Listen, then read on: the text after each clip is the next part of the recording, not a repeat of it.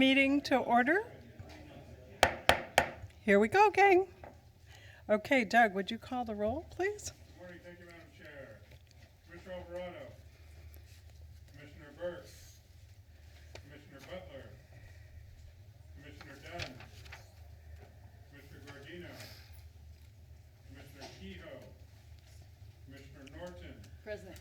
Commissioner Tavoloni, Commissioner Van Kynenberg, Chair Inman. Here. Thank you, Madam Chair. All right, well, we're all here. Delighted that you're all here. And with that, I'm going to pass it to Director Branson. Thank you, Madam Chair. I have a few remarks that I wanted to share with respect to the Interregional Transportation Improvement Program. I'm going to refer to that as the ITIP today. So I wanted to thank you all for attending the third hearing on the draft 2020 ITIP that was prepared by Caltrans. The ITIP is a critical component of the State Transportation Improvement Program. It provides funding for projects to improve the state highways, projects to improve inner-city passenger rail, and projects to improve the interregional movement of people, vehicles, and goods. The Commission received the draft 2020 ITIP from Caltrans on October 1st, 2019. In 2014, Section 14526 was added to the Government Code to require the California Transportation Commission to hold at least 2 hearings, one in Northern California and one in Southern California. The purpose of these hearings is to reconcile any objections by any member of the public or other stakeholder to the draft ITIP. To date, the Commission has held 2 workshops as required by statute. The first hearing was held on October 8th in Modesto, and the second hearing was held on October 15th in Irvine. We scheduled this third hearing as a result of many comments and concerns we received in response to the proposed draft ITIP to increase assurance that everyone has an opportunity to provide comments in a public setting. After this hearing, Caltrans is required to provide a final ITIP addressing all the comments received to the draft ITIP. Caltrans must submit the final ITIP to the Commission by the statutory deadline of December 15th, 2019. Once the final ITIP is submitted to the Commission will hold 2 hearings, one in Southern California and one in Northern California, to receive comments. Commission staff will then review the final proposal, taking into consideration the statutes that govern the State Transportation Improvement Program and the priorities set by the Commission in the Commission's adopted 2020 STIP guidelines. The Commission's adopted priorities for the 2020 State Transportation Improvement Program are to reprogram projects from the 2018 STIP and to program new projects to meet county shares for the period ending in 2023 to 24. Staff will publish Commission staff recommendations on February 28th. The Commission will consider the staff's recommendations prior to adopting the State Transportation Improvement Program at its March 25th and 26th meeting. Members of the public wishing to comment on the draft proposed ITIP should fill out a speaker's card and provide it to Doug Remedios over here. And your comments will call you up following the Caltrans presentation. And so with that, thank you, Madam Chair. I'll turn it back to you. Okay, thank you, Susan. So now we'll go to item 2, and Teresa, will you give us an overview, please? Real brief, Madam Chair. A STIP is a 5-year program of capital improvements adopted biannually in even number years. It is comprised of 2 broad programs, the Regional Improvement Program and the Interregional Improvement Program. New funding for the STIP is split with 75% of new capacity for the Regional Improvement Program and 25% of the new capacity to the Interregional Program. The funding for the Interregional Program is further subdivided as follows. 60% of the funds must be directed outside the boundaries of an urbanized area. on interregional road system with 15% minimum for intercity rail. And 40% of the funds can be directed anywhere in the state, subject to the 60-40 split. That concludes my remarks, my initial remarks, and I will have more after the public comment. Thank you, Teresa. Do we have a visual of that summary you just gave us? It seems like we must somewhere. We have a visual. Can we make sure? Of the presentation as well. Okay, great. Thank you. I'm a visual learner. So, okay, now we're going to move to item 3, Bruce DeTerra, but I see Stephen hovering there. So let's see. We're going to hear from Stephen first. Yes, and particularly your indulgence. For the record, I am Stephen Keck, General Director for Finance and Caltrans. Let me start that again with the microphone. For the record, I am Stephen Keck, the Deputy Director for Finance at Caltrans. And with your indulgence, I'd like to take a minute to give you an update on what's happened since the last ITIP hearing, and also to provide some context for the presentation that Bruce is about to give you. I think it's important to recognize, and we certainly do, that our communication with the release of the draft ITIP was significantly lacking. We understand that, and we are doing our best to make amends. That's why we're taking this opportunity at this third ITIP hearing to provide you an update on what we are doing as we move towards the final ITIP due to the Commission on December 15th.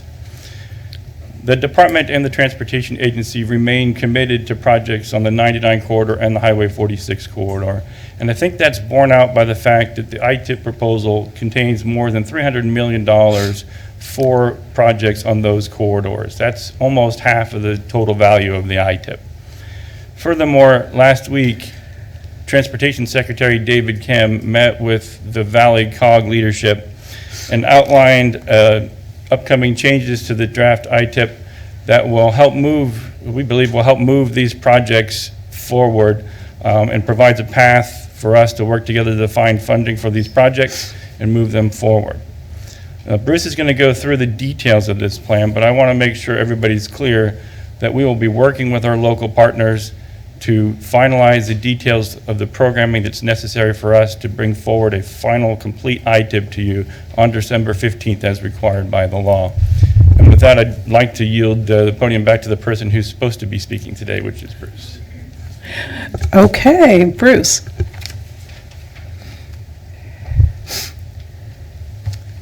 Madam Chair, Commissioners, Director Branson, thank you for this opportunity to provide some additional information regarding the proposed ITIP.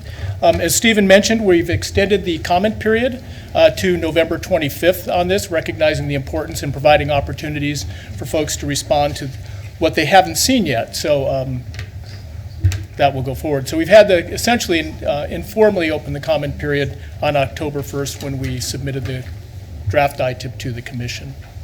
So a reminder that the Interregional Transportation Improvement Program, which is a responsibility of the Division of Transportation Programming to propose and put forth, is a multimodal plan. So it includes the highways and passenger rail, and at the same time, all the various modes that utilize those facilities.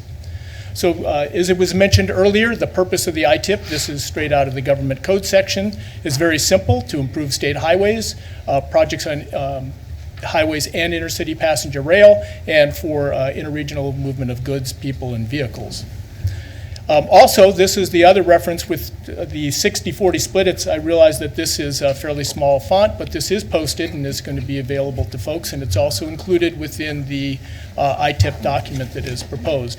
The important aspects of this is that it does include those additional modes, and it does talk about the availability of the funding for both urban areas and rural areas.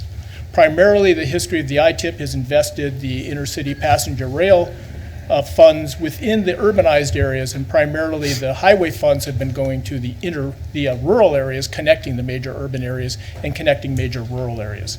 And you'll see that represented well in the project list and in the maps that I'm going to be showing you in this presentation. So before I begin, I want to show part of the reason why we're in the predicament we're in this year, where we're changing what we had proposed in 2018 at this 2020. This is unusual that we've done that where we haven't been under extreme pressure in the past, and I will explain further on that. So we started off with fund estimate at approximately $635 million. As was mentioned earlier, the ITIP share of that is 25%, which is roughly $158 million, a substantial portion of the money.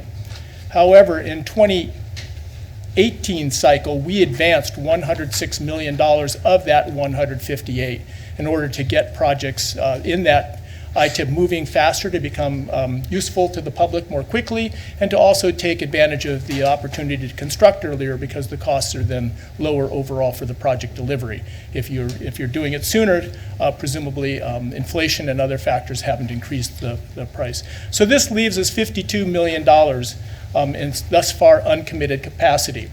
So I'm not sure if it was mentioned, but this is traditional within the ITIP and with the SHOP and other funding programs, that the first thing you take care of when you're bringing a program of projects forward is to address any cost increases or scope changes that are needed for those projects, so that you account for that additional funding early on in the program, and you're not coming in for amendments on projects at a later date.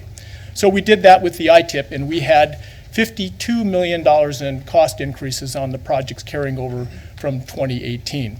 So that left the ITIP with a programming capacity, this is uncommitted funds, of $164,000 for the 2020 cycle. And as everybody can recognize, for transportation projects, there's very little that can be done for $164,000, particularly on the interregional system. This is the history of the funding for the ITIP, and also for the regional shares, going back since the inception of the STIP. Under modern areas established by Senate Bill 45. And as you can see, it's very tremendous variability from cycle to cycle, with a lack of predictability, which makes it very difficult for anyone to actually plan the delivery of projects. And you can see that that red part, the one below the zero line, that was a negative STIP, where we actually had to, across the board, be taking projects out of both the regional programs and the interregional programs. So part of the 2018, the initiative there was to bring as much of that back in as possible. So that's also part of where the 2018 had such a high dollar value. But if we hadn't done that, one in theory would take $106 million off that blue bar from 2018 and move it over to 2020, and that would have been our starting capacity now. But that wasn't the case, and we do believe that advancing those funds was the correct decision at the time, and has actually benefited the state. But there's sometimes consequences in taking that risk, and we're suffering that now. So one of the other requirements of the Interregional Transportation Improvement Program is that it's consistent, and this is under state law as well, Senate Bill 486 from 2014, that requires that the ITSP be consistent with the ITIP. And so I'm going to show you some maps to show you where those corridors are, but basically it's telling us that we need to invest the ITIP dollars on these priority corridors for the state. And these are the priority corridors that were identified within the state. For folks that live in the foothills and in many other areas, you'll recognize there are a lot of highway corridors that are not identified, and that is the strategic, connecting major regions together. And I know that's also been an area of concern. And the ITSP is updated every 2 years in the odd year. So that process is going to be starting shortly, so that we'll have a new ITSP in 2021 to guide the 2022 ITIP. So you can see the big broad band in the middle of the state going north to south is the Highway 99, Highway I-570 corridor. Also, that plan, the ITSP identified priority intercity passenger rail corridors, and both of these maps are from the ITSP, and this is where we are concentrating our proposed investments and concentrating the investments carried forward from the previous ITIP. So I want to also talk about the investment history on Highway 99 and Highway 46, since those are critical issues that we're going to be discussing today. Since 2006, we had the Highway 99 bond program, Proposition 1B, that was passed, and that had $1 billion for the Highway 99 corridor. You may be looking up there and say, wait, how come there's only $821 million for the Highway 99 bond in the San Joaquin Valley. The Highway 99 bond program also addressed the Sacramento Valley, so that the balance of that revenue went to the area north of the San Joaquin Valley. We also had some trade quarters funds put into that from that bond program as well, not a huge amount, but we do anticipate that going forward, the new Senate Bill 1 programs for the trade corridor program will be a source of making improvements in the Highway 99 corridor that both the state and the regional agencies will cooperatively submit applications. We anticipate that happening. The ITIP, through that time period, has invested $486 million on that corridor, on Highway 99 in the San Joaquin Valley. And as Stephen Keck pointed out earlier, this current ITIP proposal, despite the proposal to deprogram 2 of the phases of the projects, half of that is invested, roughly half of that is invested on the Highway 99 and 46 corridors in the proposed 2020 ITIP. So we are not abandoning this history of investing on the Highway 99 corridor.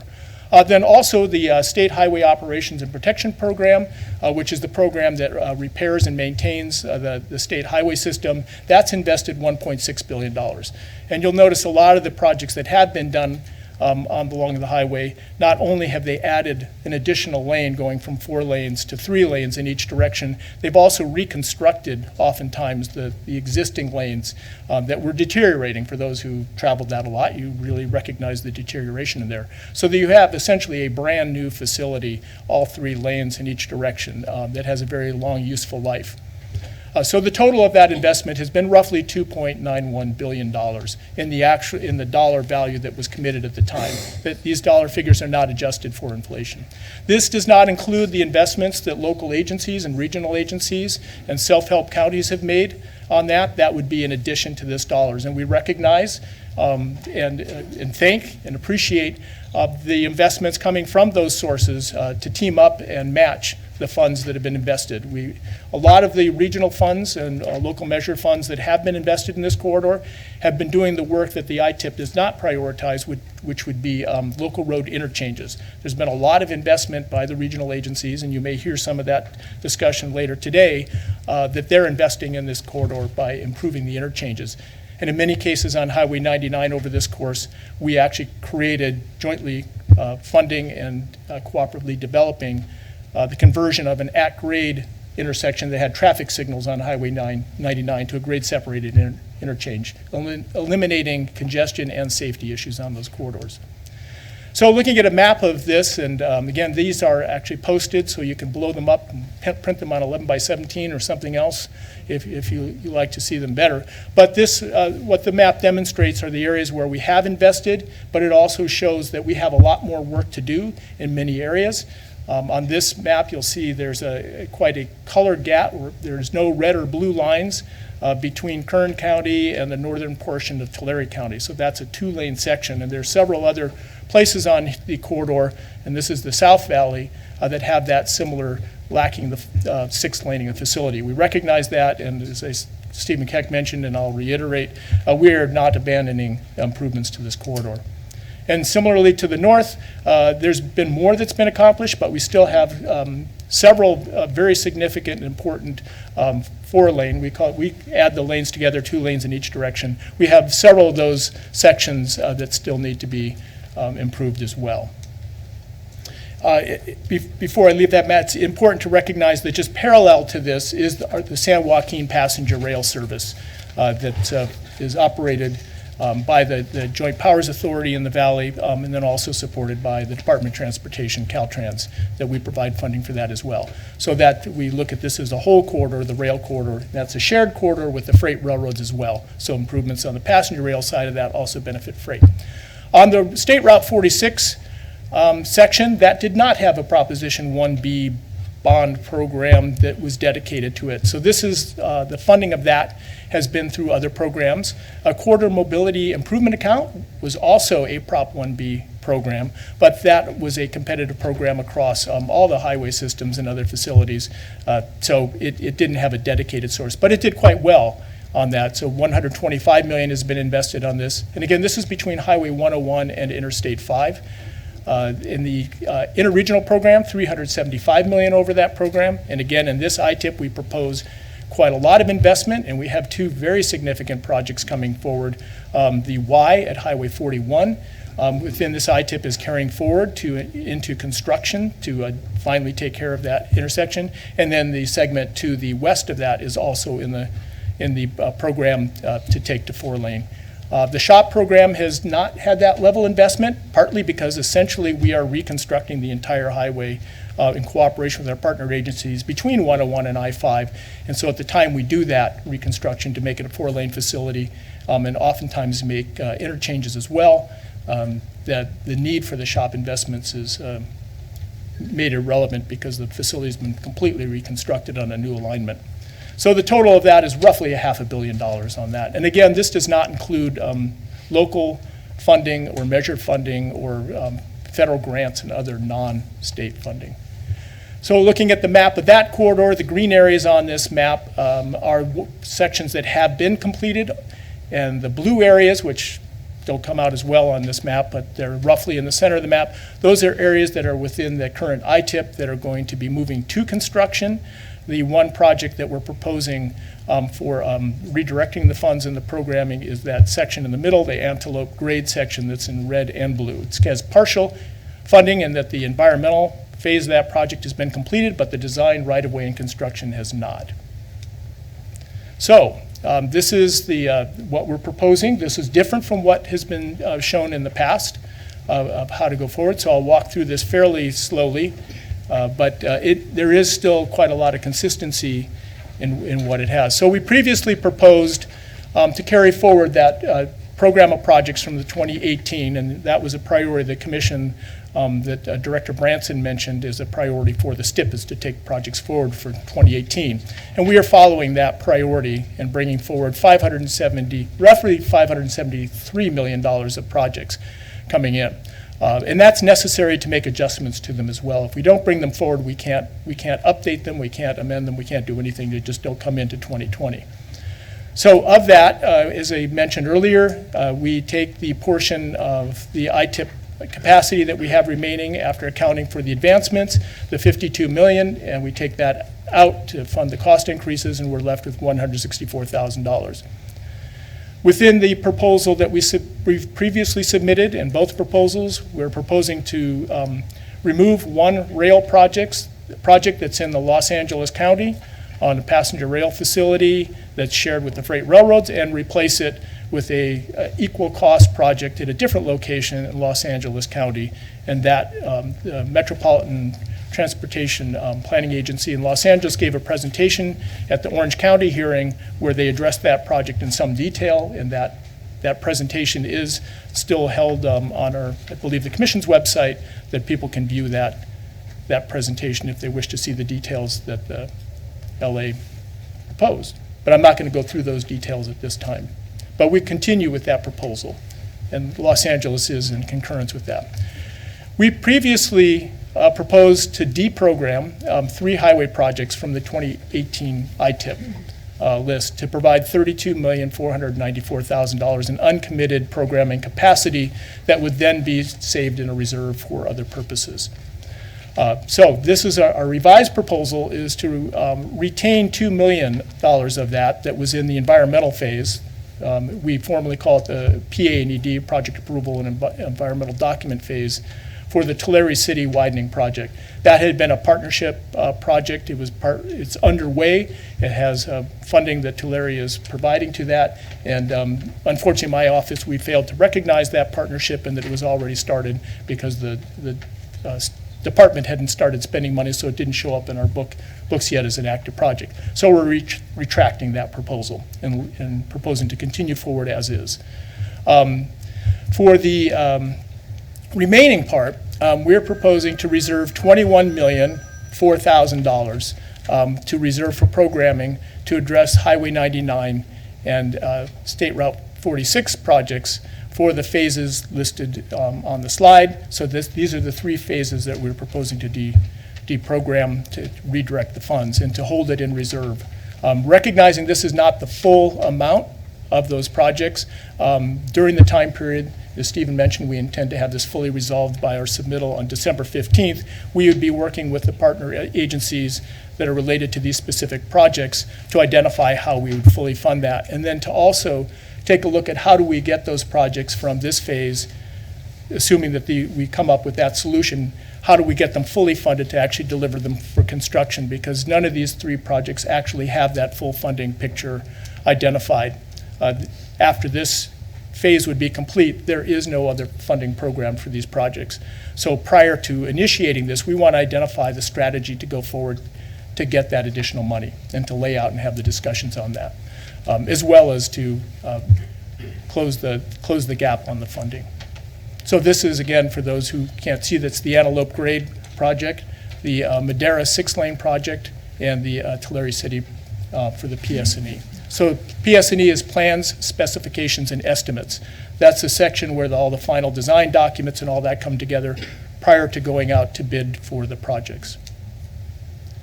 So in the previous proposal, we also proposed to direct the Tulare 99 savings from the Tegas section to reserve that revenue for other uses, and we're continuing with that proposal in this where we are now modified, and we'll firm that up by the December 15th submittal date. New to this proposal is to redirect funding from 2 intercity passenger rail projects that were in the 2018 ITIP that are carried forward. And we're doing that because the changes in the construction strategy and some of the details as to locations from what we had proposed initially. For the mini-high platform modifications for the Valley Rail projects for the $13 million reduction, that's due to a change in the ramp design and materials. We're no longer going to be utilizing concrete and going through that construction process, but we're going to be utilizing metal ramps. Part of the rationale for that is that they're less expensive, they can be fabricated more quickly, and also they then are mobile, so that as the need for those changes over time, we won't be stuck with concrete ramps that aren't moving anywhere.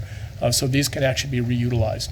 And then also for the redirecting on the second platform, with the reduction of the morning rail service, the elimination of that, it had been a trial period, the need for the second platform was reduced, and since then they've remodeled the strategy being utilized for that, and they don't currently need that section, so they're going to give up the funds for that, but they are making other improvements within the corridor utilizing that. And that'll be detailed in the project descriptions when we finish with that in December.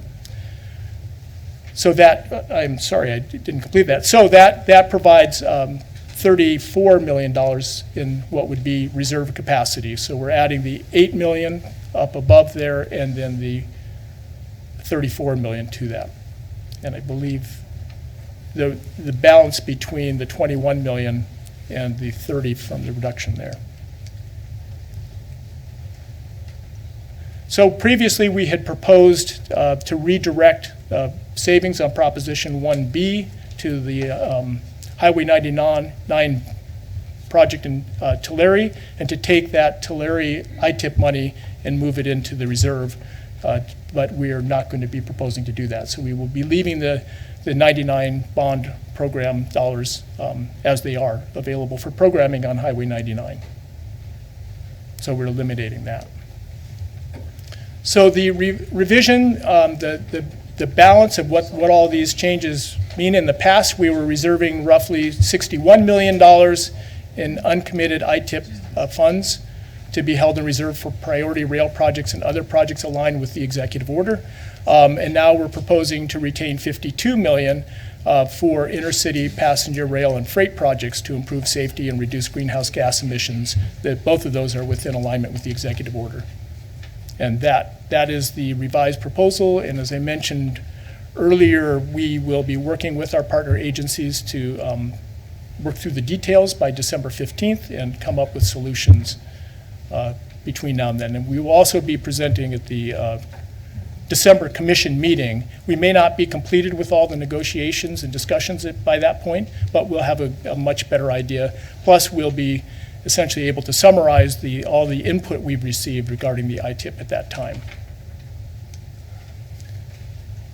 Oh, and this map just shows where all the projects are on the highway, and there's all the projects on the rail. As mentioned previously, we're extending the comment period to November 25th, close of business. That's the Monday of Thanksgiving week for those who are figuring out where that is in there. So with that, I'd be happy to take any questions that you may have or defer to other speakers, whatever your pleasure.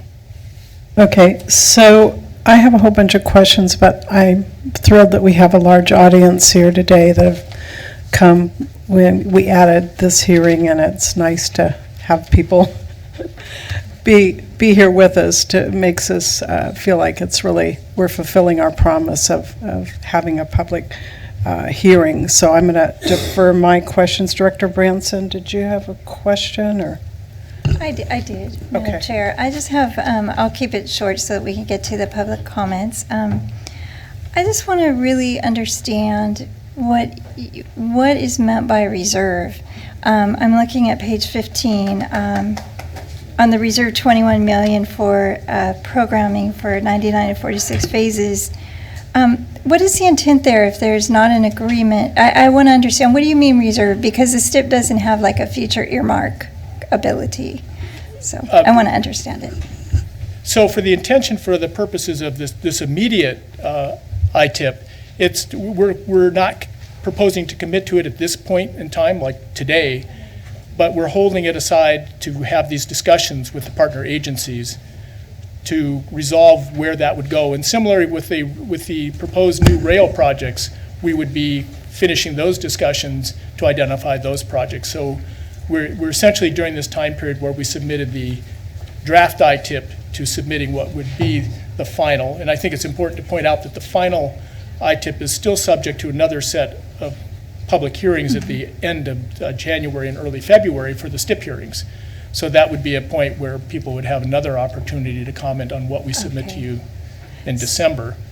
So the idea is that this money is there now so we can discuss back and forth. It's reserved for discussion between now So and the- December yeah, 15th. But it is our expectation that by December 15th, we will be giving you a proposal that has all of those funds identified for specific projects, and that we'll have the necessary agreements with our partner agencies on that.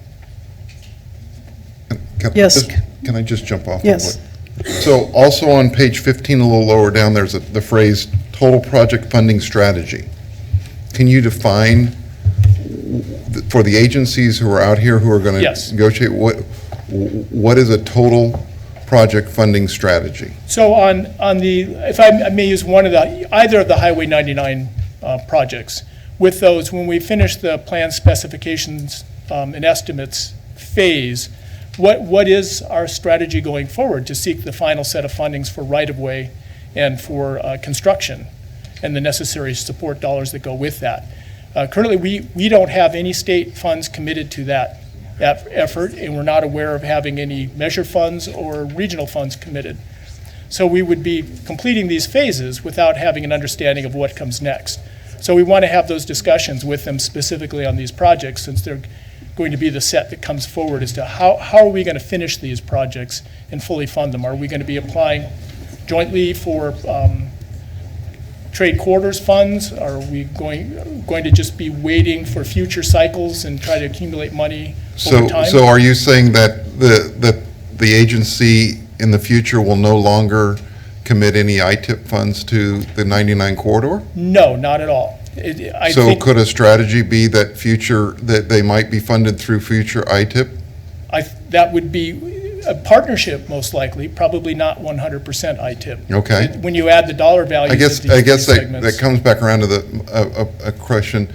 You on slide 9, you talked a lot about all the dollars that have been invested in the corridor. Yes.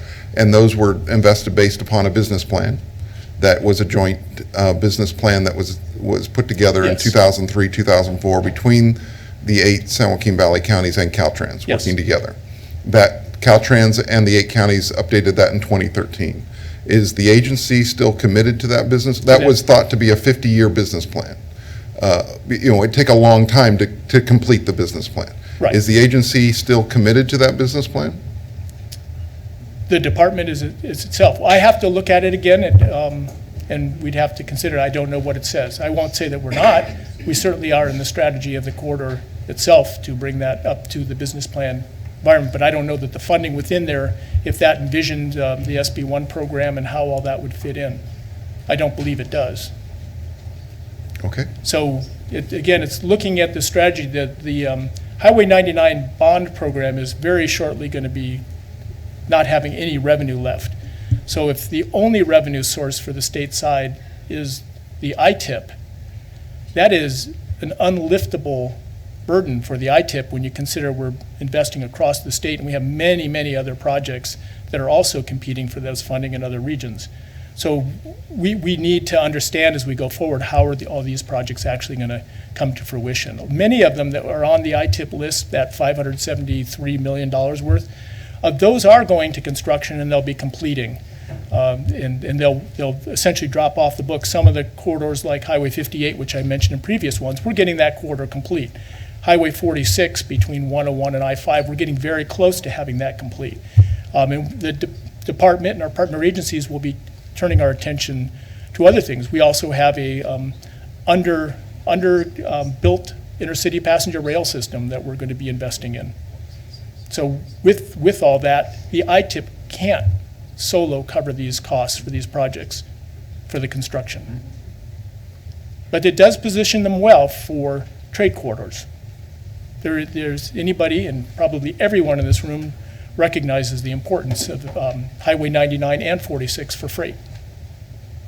I think they'd be very competitive. Yes, Mitch.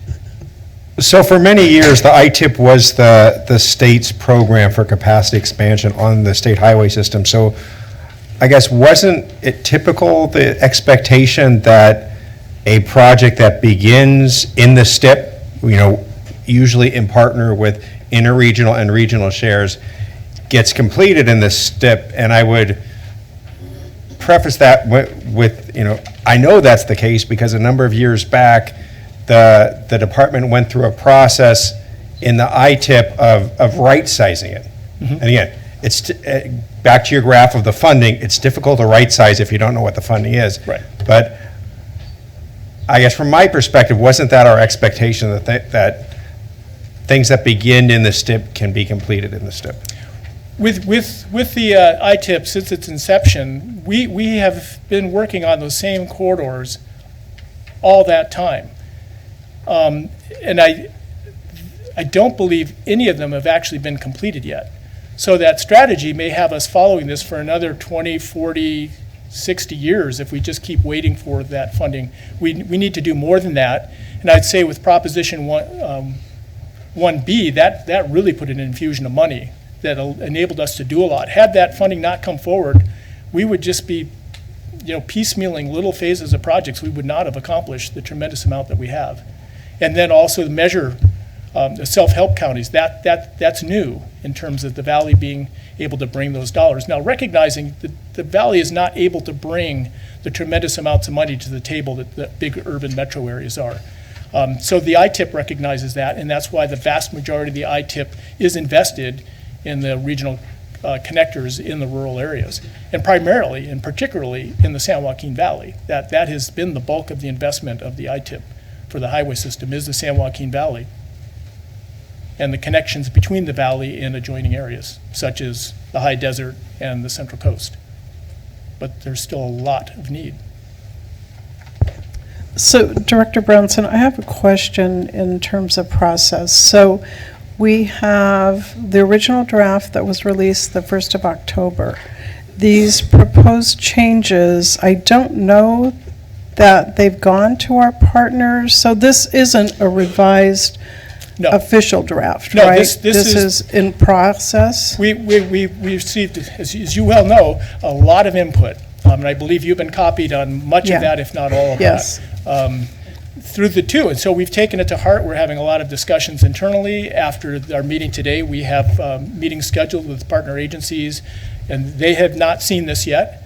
So we'll be talking about these details with them as well, and then talking about how we get to the solutions we need to get to. Okay, so I've got a whole stack of public comments here, and I'm a little confused on what version they will be addressing. They're going to be addressing the one that's out on the street, is that correct? I believe that would be the appropriate, since that is the official submittal that we had, but this was to show where we're moving toward. And so, Madam Chair, for purposes of today, we have the official draft ITIP for which individuals will comment on. In addition, we have this presentation that was just made with some proposed changes. And so what we would ask is members of the public and the legislature, if they have concerns that they'd like to raise, this is an opportunity to share those perspectives for purposes of Caltrans taking that back and reconciling and addressing those concerns prior to submitting a final draft ITIP, or final ITIP to the Commission on December 15th. And so in December, when the final ITIP is submitted, it will include how Caltrans addressed the comments that are raised. That's in the statute. And so we'll receive that. That's a final ITIP that was prepared by Caltrans. At that point, the Commission will hold 2 more hearings on the ITIP as well as the RTIPs that are submitted. Okay. And so there'll be 2 more hearings, one north and one south, Southern California, Northern California. And then the Commission staff will look at the proposals in accordance with the statute that govern the STIP, as well as the Commission's guidelines that has been adopted for the STIP. Commission staff will formulate staff recommendations that can differ. There's only so much funding capacity. There's various rules that govern the STIP. Commission staff will utilize that that information and the comments received to prepare Commission staff recommendations that will be posted well in advance of the Commission meeting.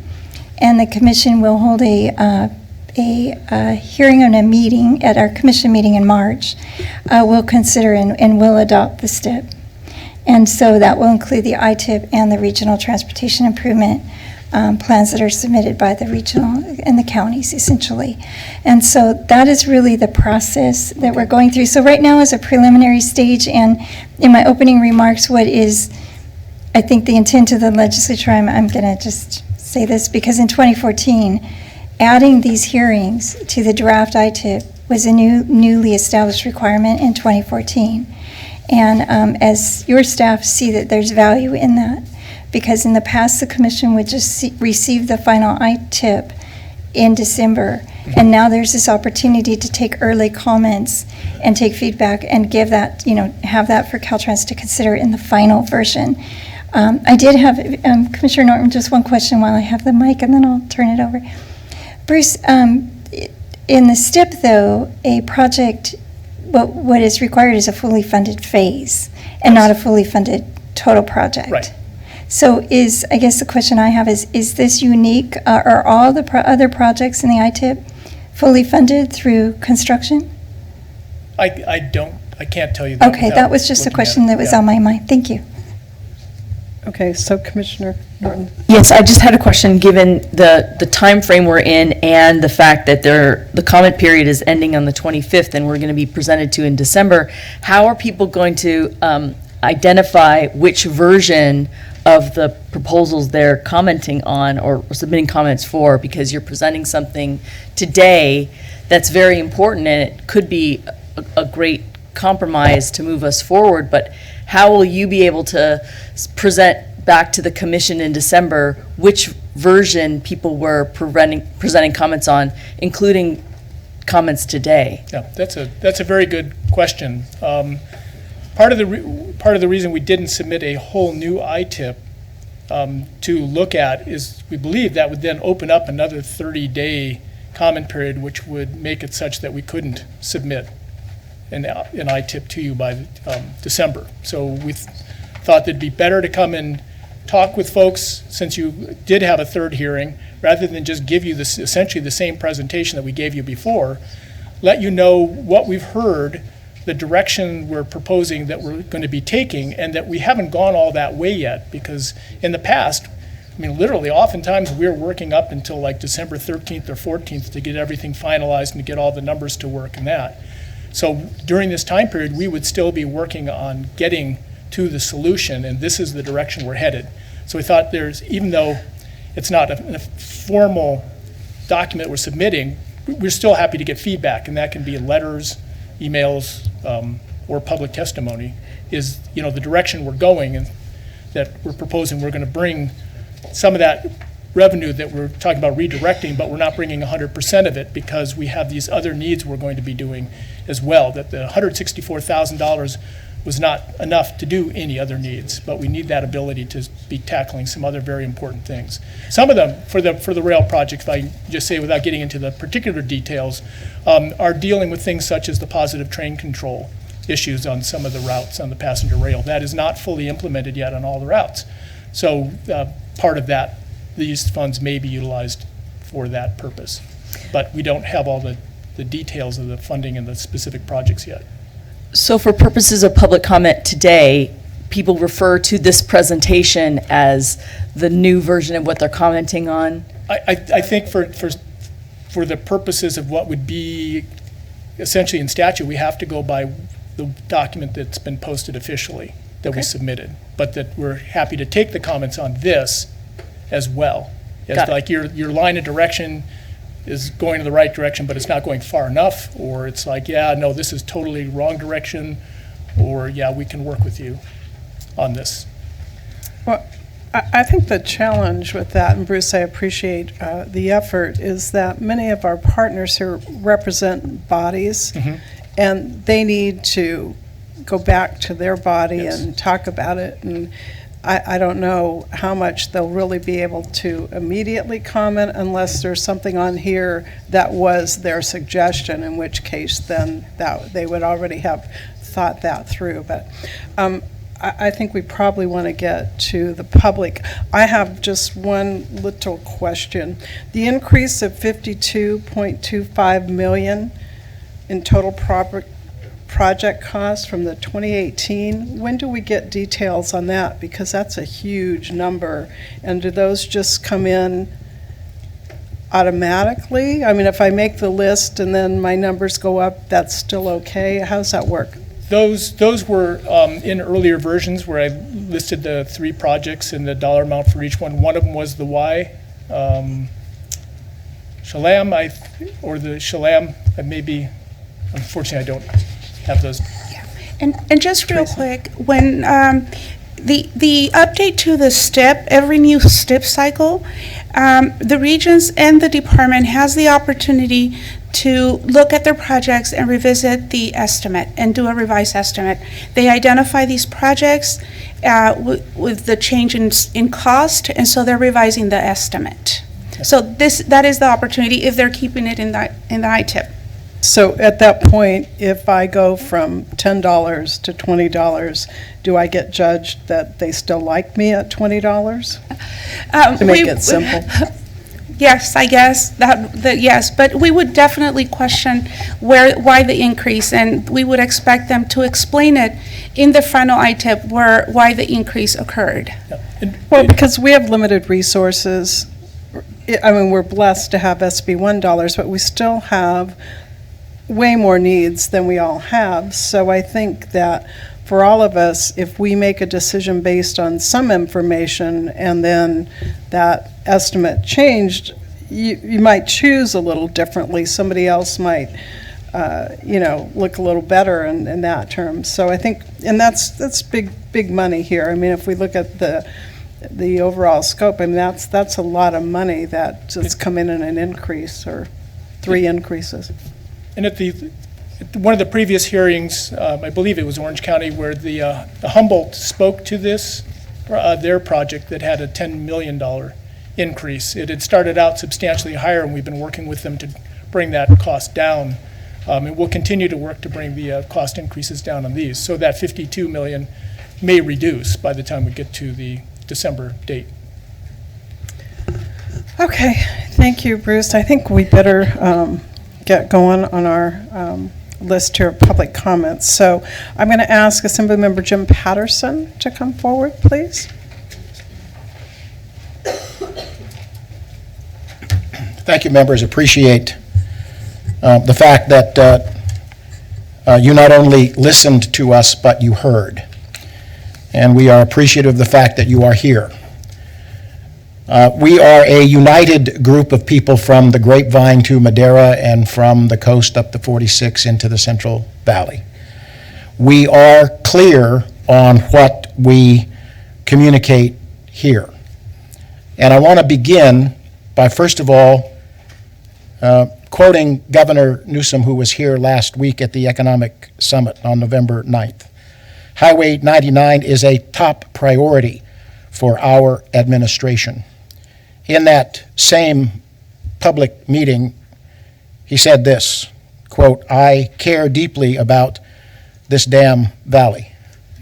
Our question is, are the actions of this department and the oversight of this commission in keeping with the expressed support for 99 by the governor, and whether or not those of you who are appointed and who are employed by this governor give a damn as well. This is important to us. All of us know that when there are 3 lanes north and 3 lanes south, people are safe on 99, safer. The slowdown in traffic, the congestion is relieved to a significant degree. And we also know that the efficient and effective movement of people and goods happen when there's 3 lanes north and 3 lanes south. Anyone who has driven 99 knows what happens when you hit the bottlenecks. Everything basically begins to start to fall apart. We see higher accident rates. We see significant congestion and slowdown. We see a kind of a convoluted merging of transportation for goods and transportation for people. It seems to me that what is in front of you is a test for this commission and for Caltrans, because we think and we believe that to delete, and that's what we have been faced with, deletion defined as a pretty clear end of any possibility. We also know that when projects are in the STIP, they get funded and stuff gets built. When projects are either removed from the STIP or kicked on down the road for a while to another day and another time, things don't happen either. And so we are asking the commission, and we are asking Caltrans, please pay attention to what commitment means. We appreciate what's gone before. But it is an incomplete commitment if significant segments of the widening are deleted in significant areas of Central California. It begs the question, why the deletion?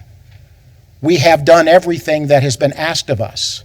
There has been multiple millions of dollars put in and environmental and all of the work that was going forward. So we are here to say, if there is to be a high priority for 99, and if the governor does give a damn about Central California, we are asking that you demonstrate that, and that be demonstrated with the full and complete restoration of these projects, 99 and 46, and to be included in the STIP, and to be funded, and to be brought online, on time, and on budget. We're prepared for that. We hope that you are, and we hope that the governor is. Thank you for the time. We appreciate it. Thank you. We appreciate it. Okay. Denise Shabaltian, and forgive me if I don't pronounce your last name right.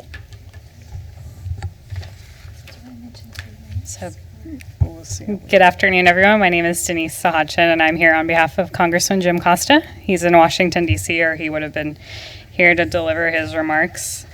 So widening Highway 99 is not just a priority for me, it's a priority for everyone who lives in the valley. and drives on this route every day. As someone who personally drives up and down Highway 99 between Merced, Madera, and Fresno counties every week, I can attest to the importance of this project's completion. This critical route has not kept pace with the rapid growth of our region. Earlier this year, we gathered as a long-awaited widening project between Avenue 12 to Avenue 17 in the city of Madera finally broke ground after years of state, local, and federal efforts. The next phase of the expansion, the proposed 6-lane widening between Avenue 7 and Avenue 12, is vital to continue the work that is already underway to improve safety and the flow of traffic. Frequent bottlenecks are not only a hazard, but they also contribute to the increased emissions that further contribute to the poor air quality that plagues our region. Completion of this project will increase travel efficiency and improve the quality of life for residents in our region. I've been a longtime advocate for improvements to valley infrastructure in both Washington, D.C. and in Sacramento. In conversations with Governor Newsom and Secretary Kim, I have been assured that improvements to Highway 99 remain a priority for this administration and that funding will be there for improvements. As such, I welcome the opportunity to continue working with state and local leaders on this important project. Thank you. Thank you. Okay, I'm going to try to get a little cue line going here, otherwise the dreaded timer is going to have to come out. So, Rachel, if you'll be up next, followed by Wes Anderson and Troy Mcneil. Good morning, Madam Chair. My name is Rachel Ray from Tulare County. I am here on behalf of Assembly Republican Whip Devin Mathis. He was grateful that this third hearing is being held today. We appreciate that. Assemblyman Mathis did attend and speak at the hearing in October and share his remarks. So he was unable to attend today, but adamant that I just come and briefly reiterate his concern and reiterate the need for expansions in our area. He supports the comments of the same by Valley legislatures and Tulare leaders that are here to speak today. So I will be reporting back to him, and thank you for your time. Thank you. Okay, Wes Anderson. Good afternoon, everybody. Thank you again for holding this important hearing today to justify the concerns of our communities, families, and commuters who travel the State Route 99 on a daily basis. In October, Senator Grove delivered a letter to the Commission. In that letter, as you may remember, Senator Grove outlined several significant reasons why defending State Route 99 would be a bad idea for not only for the San Joaquin communities, but also for the movement of goods nationwide and commuters who travel up and down the state of California.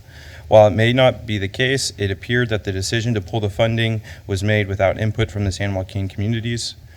Multiple media outlets have reported on this matter, but in their reporting, they have not mentioned or explained how and when the funding would be replaced. The 99 is vital to the state of California and the nation as a critical transportation corridor. Our communities in the Central Valley rely on State Route 99 for travel, but we know it has a reputation as one of the most dangerous highways in the nation. If the 99 widening project came to fruition, it would be substantially increase public safety and improve transportation. Senator Grove is urging the CTC to cease all efforts to cancel the State Route 99 project because abandoning this important project means the CTC is abandoning our communities and residents. Thank you for your consideration. Thank you. Okay, we're going to have Troy Mcneil, followed by Andy Medellum and Brett Frazier. Hello, I'm Troy Mcneil, Deputy Director, Fiscal Supervisor for the Madera County Transportation Commission.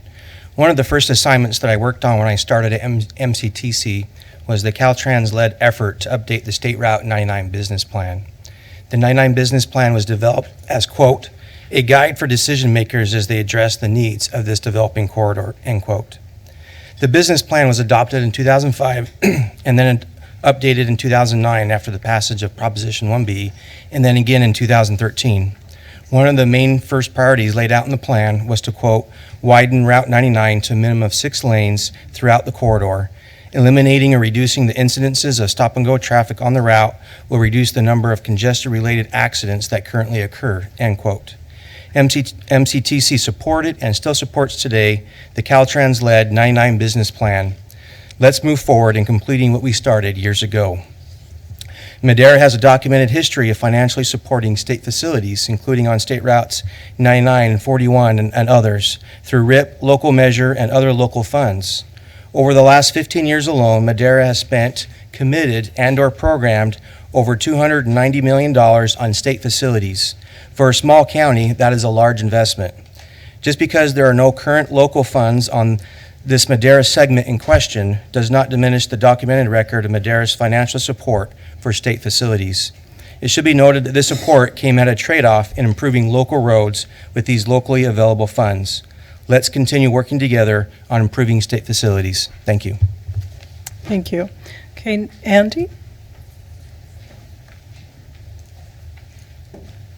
Madam Chair, members of the board, thank you so much for having this meeting here in Fresno, a little bit closer to us. My name's Andy Medillan. I'm the mayor of the city of Madera.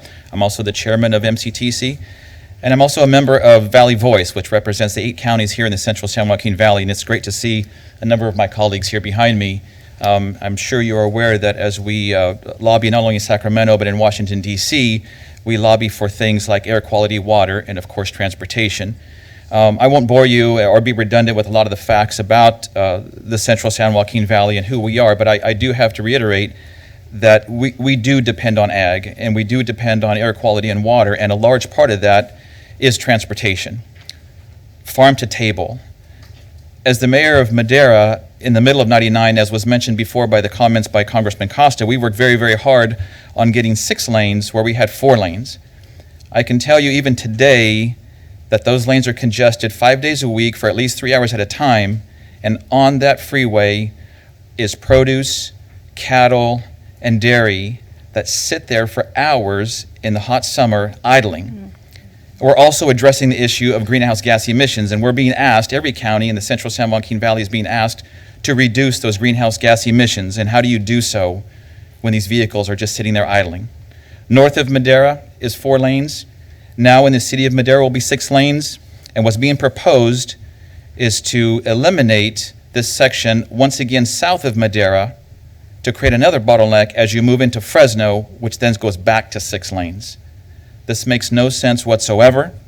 This stretch of highway was deemed at one time, I still believe, it's considered the most dangerous stretch of highway in the nation. The number of accidents that we have on 99 is greatly because of the congestion that we have. I also have a question for Bruce. As he was speaking and we talk about the reserve, and Board Member Van Connenberg, you're absolutely right when you ask the question about that strategy. We have a strategy. We've been working on that strategy for over 15 years to continue to fund these projects through the ITIP. If it's deleted, that strategy goes to waste. That time, money, and all those resources go completely to waste. And as they talk about reserve, what is the assurance that that money down the road will not be diverted somewhere else? So I yield my time to my colleagues behind me, and I thank you so very, very much for listening. I'm not sure how much you have left to yield, but your question for Bruce. Bruce, did you want to respond? As I mentioned during my remarks, the idea of this reserve is for this time period. The part of the $21,004,000 is for the time period between now and December 15th. Our expectation is that during that time, we will have identified the funding strategies needed to bring those projects forward. And so if there is a dollar amount, may I ask if there's a guarantee that that amount will stay in there as part of the future strategy, or could that be diverted at a future date? Is that presuming that we don't reach an agreement? And that Yes. we carry that forward? That would be whether the department would have that authority to hold that money without any commitment. There is provisions within the laws of governance for us to hold revenue for future uses, but I don't know. Director Branson, take that one, please. The concern with just, in the STIP, there are not earmarks and there are not, while there is the ability to reserve money, we all know that the needs, as you're describing, are very important, and it's very important to put money to work on those needs, as opposed to holding the money in a reserve account for a future date. So I would say that that is something that, should Caltrans propose a reserve, that's something that commission staff will hear from you again at a future hearing when we hold those with respect to the final ITIP. But as commission staff, historically, we look at a fund estimate, the amount of money available. We look at all the proposals that come in from the regions and from Caltrans. And, you know, the objective is to make sure that we're utilizing the money as effectively as we possibly can to address the needs of the people in the state. So to just hold it for a future use is something that historically the commission has not done. Now, I would say in the next cycle, Caltrans, if, there would be new capacity, could propose this project in the next cycle, but there's no guarantee of that. That would be, I don't know how Caltrans would do that, so that would be really a question for them.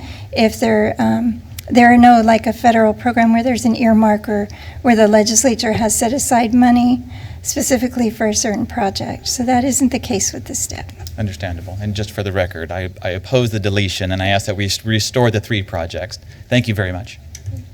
Okay. All right, thank you. Brett Frazier, followed by Dylan, is it Starr? And then Kaylin Peterson. Good afternoon, and thank you for not just making me take Mayor Medellин's rest of his time. Anytime I get behind him, I don't get much time to speak. Thank you. He My name was is Brett selling Frazier. something he didn't really own there. See, we're good friends in Madera. The counties and cities get along, especially when it comes to projects like this that are so important to the residents of our county and city, as well as the residents of the state of California. As you know, everyone is traveling up and down 99, leaving many greenhouse gases, creating dangerous paths to go through our valley. This proposal really doesn't do much for us, just having it reserved. We've been in reserves before where we're deleted. We have to continue to fight for any funding that we get, scraping and clawing for it. We appreciate the partnerships that we've had in the past, but this is something that this does not, it's not your policy to reserve funds like this. It's not your policy to require that local match, but we've always been there with our local match at every step of the way. As Troy stated, we've put a lot of our money, we've basically adopted the Highway 99 business plan as our own as well. That's our number one priority. My friend was almost killed on this stretch of land on this stretch of highway when I was in high school. I remember visiting his truck in the salvage yard because there wasn't enough room when a truck was coming over and forced him off the road. This is very important to me. It's very personal to me. My family travels this road every single day, as do many of the others here. I believe that deleting it, the best way to reserve these funds is to keep it in there. If we need to work on a different funding strategy, we can do that while it's still in there. We can still maintain it as a project. I strongly urge you to do that. I would appreciate if you would. I appreciate the public input, the third public input.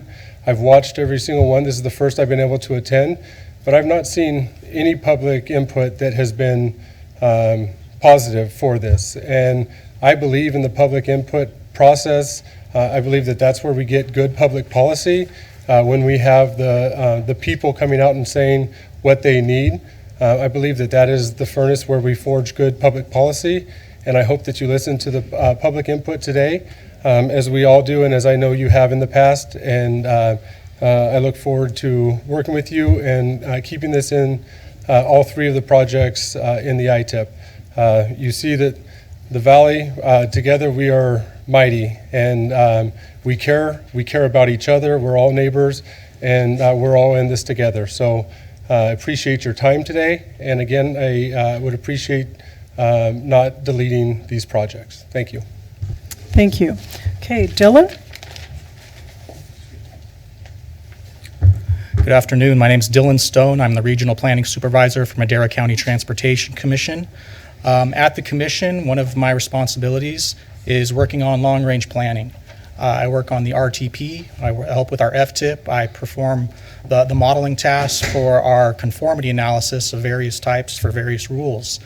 There's a lot happening with what we're trying to do. As was mentioned before, we have goals locally that are meant to meet the goals the state has given us, and we want to continue to move forward and progress towards those goals to the absolute best of our ability.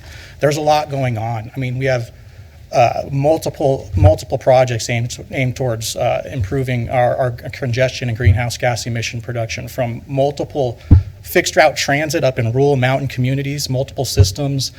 We have a community group that works with both of our cities, our county, our school districts, our workforce development, totally focused on a more robust, more vibrant, more attractive commuter rail with high-speed rail and the Amtrak system and its connections through throughway bus services at every chance we get, and we meet monthly. We have a climate action plan in our cities that are being proudly enacted by their staffs. We're going after funding, cap and trade funding for housing and transportation projects, and we have been awarded some very good grants towards making progress towards those goals. But a single fact remains: the single most utilized transportation facility every minute of every day of every year is State Route 99. And the fact remains that it contains the highest volume of heavy trucks, the highest volume of traffic that originates or ends in a different county, and the highest volume of traffic that never even stops in our county. State Route 99 is of vital importance towards the progress we're making, and ensuring that it is addressed as adequately as possible and as promptly as possible is extremely important for the goals we have locally that we share with our other state agencies. And we would be encouraged by a plan that really addresses that and has a concise, clear course of action to take to address that, and not a mixing and matching game of reserves, or I don't know. There's no certainty behind that as far as I've heard thus far. And we really implore a decision to be made when a final draft of this document is presented, that all the consideration is given to the comments that you've been receiving through these hearings. Madam Chair, if you would grant me the time, I'd like to address a request you made of my director, Patricia Taylor, at the October meeting. Okay. She presented a slideshow that had some data, and I just want to talk a little bit about some of the data in that. Is this on air emission reduction? Yes, I work with our traffic model. I do our conformity analysis. I do analysis for 375. We were a little blindsided by the release of the draft, and she said, well, is there anything we can figure out just to get a quick idea of maybe what some of the impacts would be? So I worked on our model. I created a version of that where we would assume this project is delayed. We don't know how long, so we just assume maybe 10 years. We took our most current air quality analysis, which was for the 2015 ozone plan, and we said, well, 2037 was one of the new years we did in that, so we have it available for comparison, and it's roughly a decade after when this project was assumed to open up to public. So we figured, well, let's just take a look at that, and we'll just get an idea. We had time to do that, and it's no surprise, as her slideshow indicated, it's not progress. It's not the direction we want to be going locally and that the state expects us to show. It doesn't reduce VMT. In fact, because of the slower conditions, our model simulates some traffic taking alternative routes than the state route to try to get where they're going. And that slower traffic, it affects the way we ran it through the MFAC model, which is our other tool at our disposal to understand these things. The slower traffic means, no surprise, worse emissions across the board. And a big part of that is because, as I mentioned, there's so many trucks, too, that use that. What's proposed here doesn't send us on the path forward we want to be going on. And we don't want to veer from that track whatsoever. And we would very much appreciate a concise course of action to restore not just our project, but really there's similar stories for the other two projects in the San Joaquin Valley as well.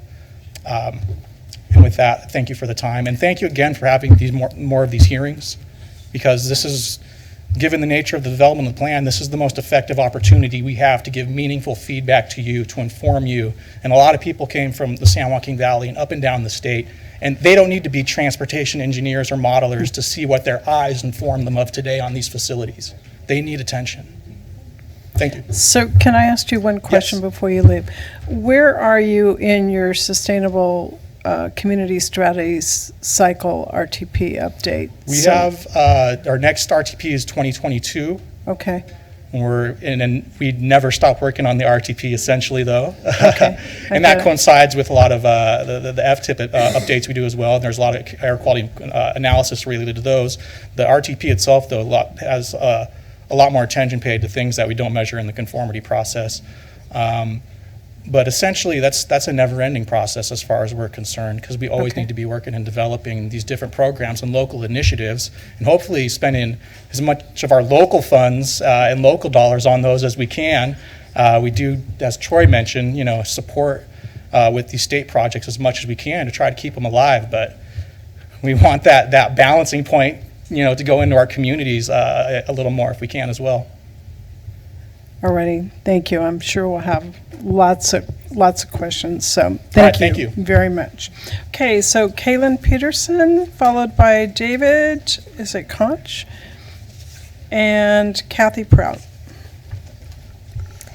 Good afternoon. My name is Kaylin Peterson. I'm representing the Greater Bakersfield Chamber. We're the largest and broadest business organization in Bakersfield, and I appreciate the opportunity to comment regarding state funding for projects on Highways 99 and 46. While we understand the intent of the governor's executive order to allocate funding towards rail project and acknowledge that multimodal transportation solutions are vital to our state's future, we must convey that proposals to reallocate funding from the ITIP seem punitive to the San Joaquin Valley and the Central Coast. These projects build on and leverage prior investments by local, state, and federal governments. They're cost-effective, advance public safety, reduce congestion and emissions, and they improve vital transportation corridors. Highway 99, as you've heard today, and the 5 serve as the state's backbone for goods movement and north and south travel. Highway 46 not only moves people east to west, but also connects 2 of the state's most productive agricultural regions, that being the San Joaquin Valley and the Central Coast, both of which utilize these highways to deliver goods to the entire state. Successive administrations and a group of former and current bipartisan legislators have consistently advocated for and delivered funding to improve these facilities.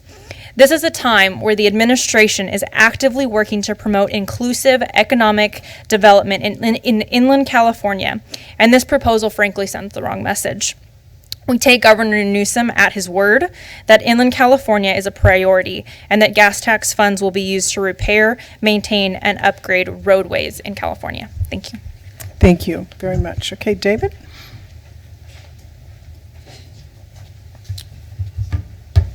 Hello, Madam Chair, Commissioners. My name is David Couch, and I'm the Chairman of the Board of the Kern County Board of Supervisors this year. I want to make a statement just to put it on the record before I make my comments, and I'll go as quickly as I can. The law requires that Caltrans consult with COGS before the draft ITIP is released. That's my understanding. It's also my further understanding that that consultation did not take place. Thank you for the ITIP funding for a portion of Highway 46, best known as Blood Alley, because of the large number of fatalities on this route. The Y project fixes a dangerous intersection at 41 and 46 on an important goods movement corridor where James Dean was killed 64 years ago. Also, we'd like to thank state agency staff for reaching out to us last week to further discuss the Valley's concerns. I want to say that I agree with every comment that was made today, all the public comments regarding State Route 99, but I'm going to confine most of my comments to Highway 46. State Route 46 is on the State Highway Freight Network and National Highway System Strategic Highway Network. As you know, people are killed every year on Highway 46, and we maintain that holding funding for future projects that are not ready to go does nothing to alleviate this problem when there are projects on Blood Alley that are ready to go to construction, such as the Highway 46 Segment 4B in the disadvantaged community of Lamont, and of Lost Hills, and this project leverages a large federal match. I represent disadvantaged communities in Lost Hills, Wasco, Delano, McFarland, Shafter, Buttonwillow, Lamont, and Arvin, all located in the crossroads of Central California. These communities need jobs. They need an affordable, safe, clean goods movement helps create badly needed jobs in those communities. In disadvantaged communities, one of the best ways to save a life or provide quality health care is a job.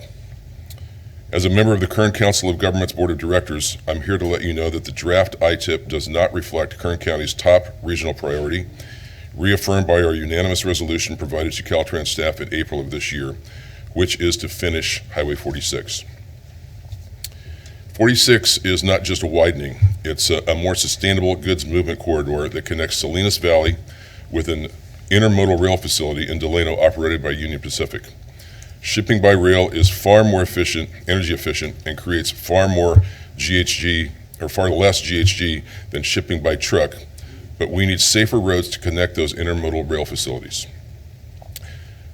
This segment 4B on 46 is a safety widening project with bike and pedestrian improvements through the disadvantaged community of Lost Hills.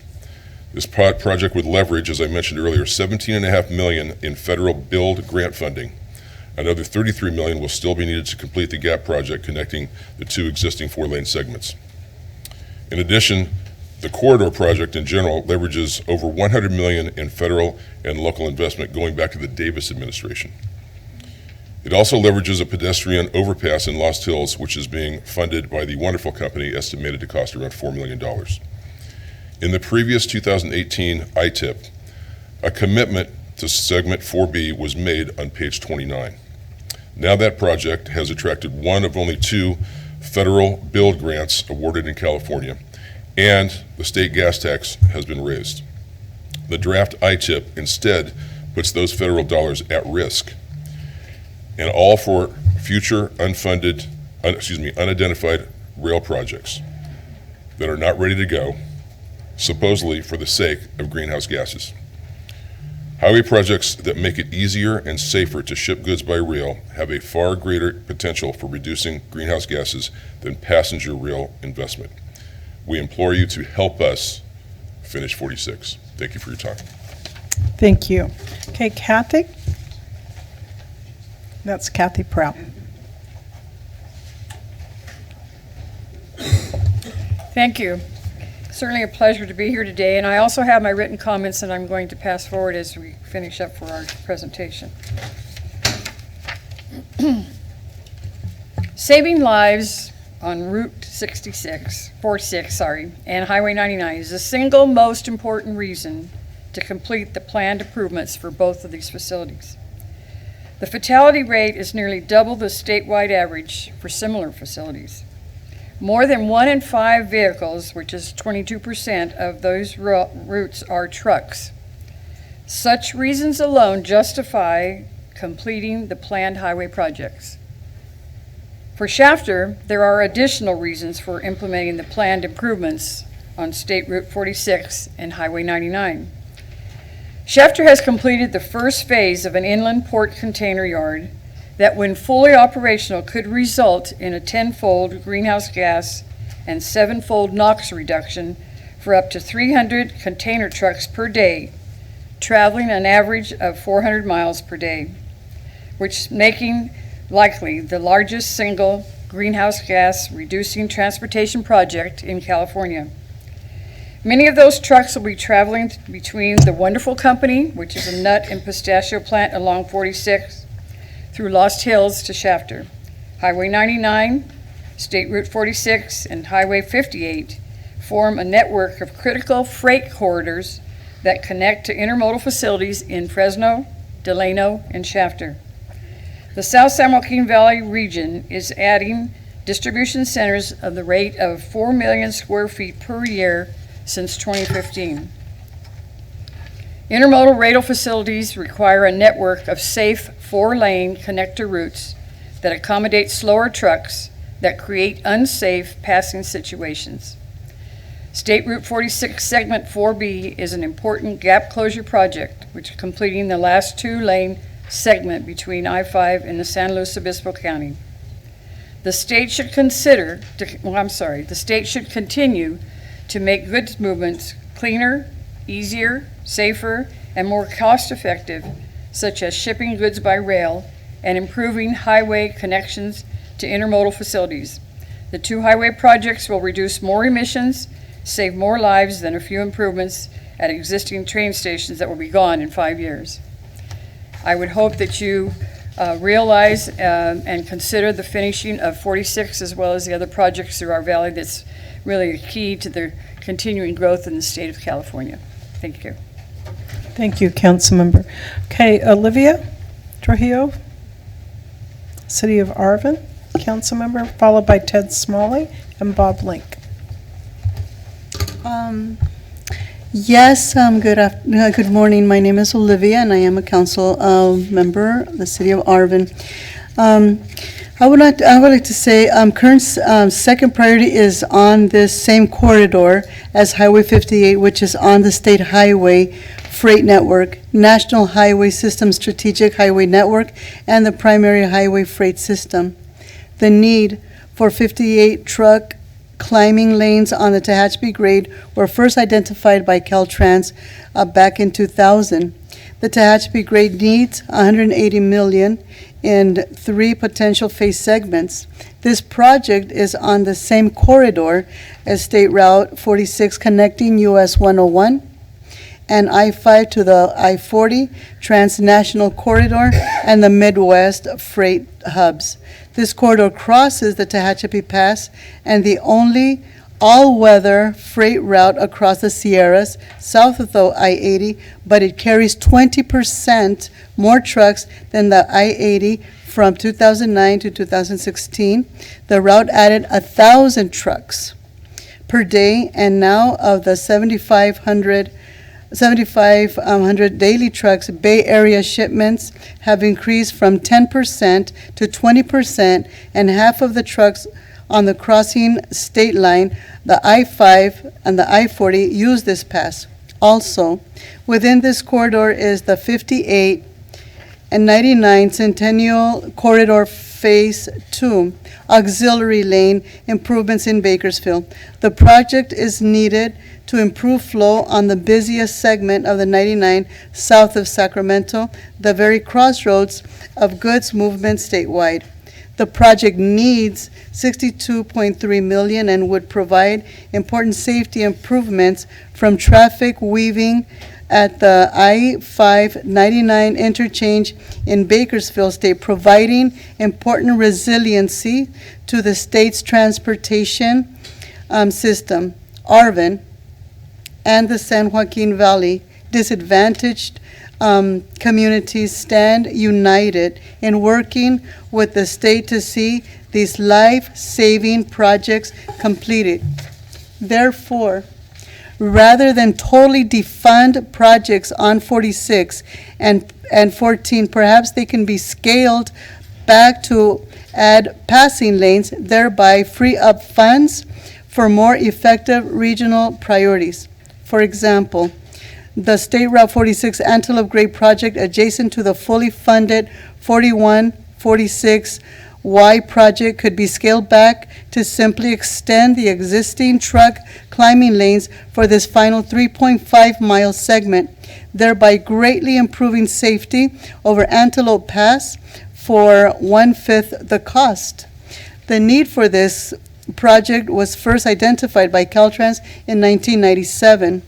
The extension of the truck climbing lanes could be done with an estimated $15.5 million, an amount Caltrans says it needs to design the 3.5-mile segment, rather than building the full $97 million project. There are 2 very short passing lanes on the Antelope Grade, causing safety issues for cars trying to pass slow-moving trucks. Nearly 1 in 5 vehicles are trucks on this corridor. Fatality rate is high within the corridor, with the most recent fatality just a little over a month ago. Ultimate plans for this segment include widening of the roadway from the 2-lane conventional highway to a 4-lane expressway.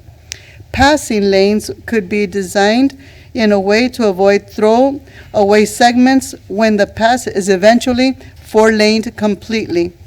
A sensible government would find a way to complete the last 2-lane gap segments between the Salinas Valley and I-5, creating a safe route for the goods traveling to intermodal rail facilities in the San Joaquin Valley.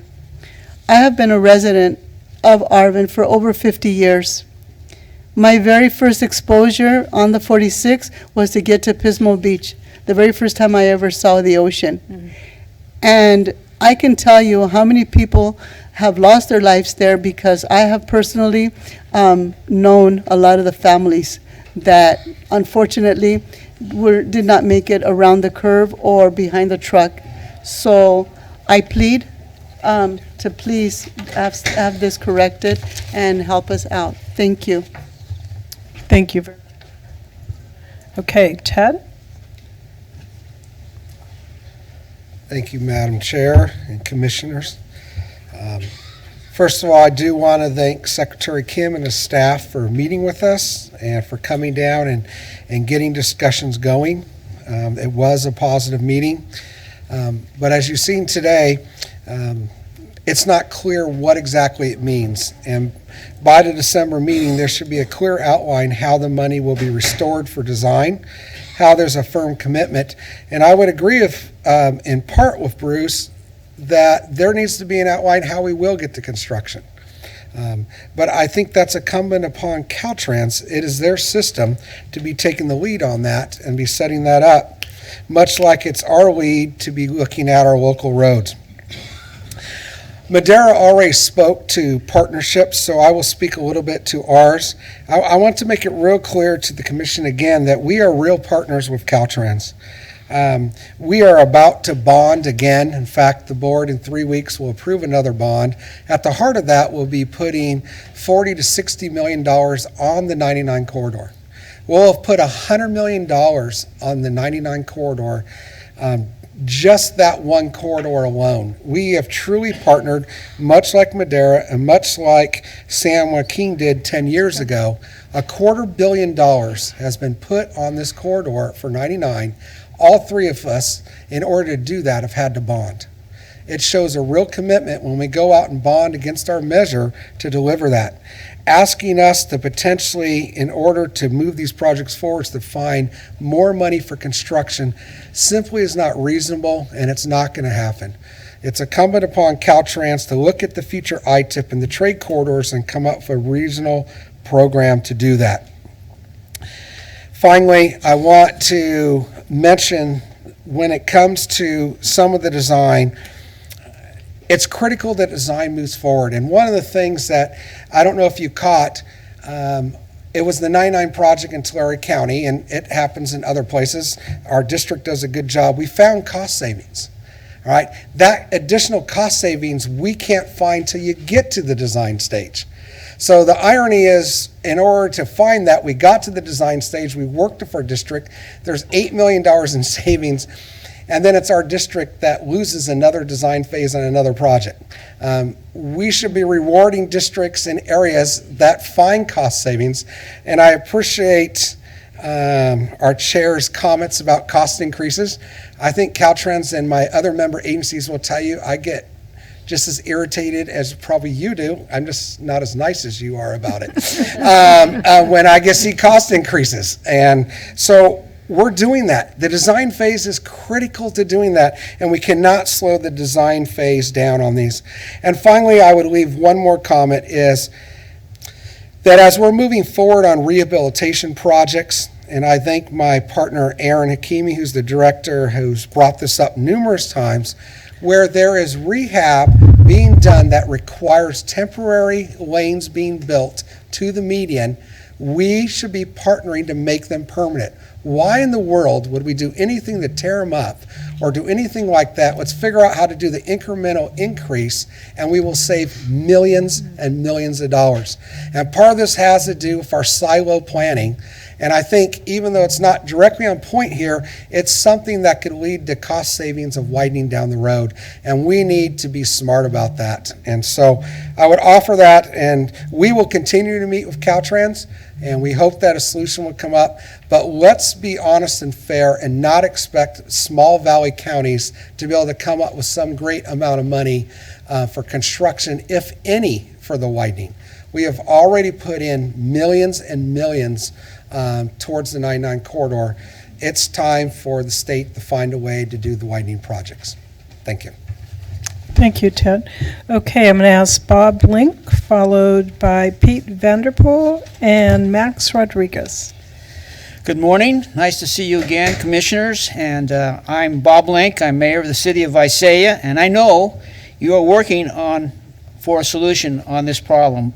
But the City of Visalia implores the reinstatement of funding for the State Route 99 widening project in Tulare County. Originally approved in 2018, the October announcement that Caltrans was recommending to delete the project is simply unacceptable. In Tulare County, Highway 99 is a major traffic conveyor and is unique in that it intersects with State Highway 198, which carries vehicles from State Highway 101 to the west through to Sequoia National Park to the east. Bisecting both I-5 and 99, it is a major east-west connector in this part of the state that delivers vehicles to State Highway 99 to carry passengers and goods traveling north and south on 99. Deleting this project would not only negatively impact major good movements through the backbone of the state, but would allow one of the nation's most dangerous highways to become more impacted and more dangerous to passengers and drivers. This project must be completed in a timely manner. This state's citizens and visitors who travel this highway deserve nothing better, nothing less. Thank you very much for your time. Thank you. Pete?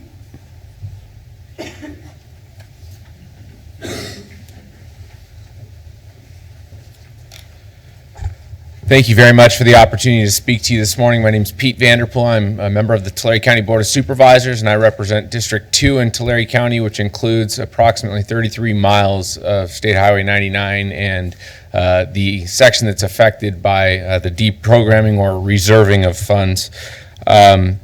I wanted to come here today and first off reiterate a comment made by our County Association of Governments Director Ted Smalley. I want to thank Secretary Kim for his effort to engage and involve Valley counties in his consideration of transportation projects as they move forward and finding a formal resolution to what is being proposed here today. I also want to thank the governor for formally proclaiming the prioritization of State Highway 99 as he was here last week for the California Economic Summit. I think that really shows a true commitment on the part of the state to how important this corridor is to the state of California. I would like to also thank the CTC for having this hearing here again today. You mentioned some other hearings that are going to be coming up in the state, one in Northern California, one in Southern California. It's sure great to see you here in Central California. We are the other California that I appreciate you taking into consideration, and also would request that upon more revisions being proposed from Caltrans to your commission, that before formally adopting the ITIP, that you maybe have one more hearing here so that we can comment on some of the progress that has been made before you formally adopt. I would also like to comment and ask that the CTC revise the recommendation by Caltrans. I do think that there is some progress that has been made, but it doesn't go far enough to get us to where we need to be.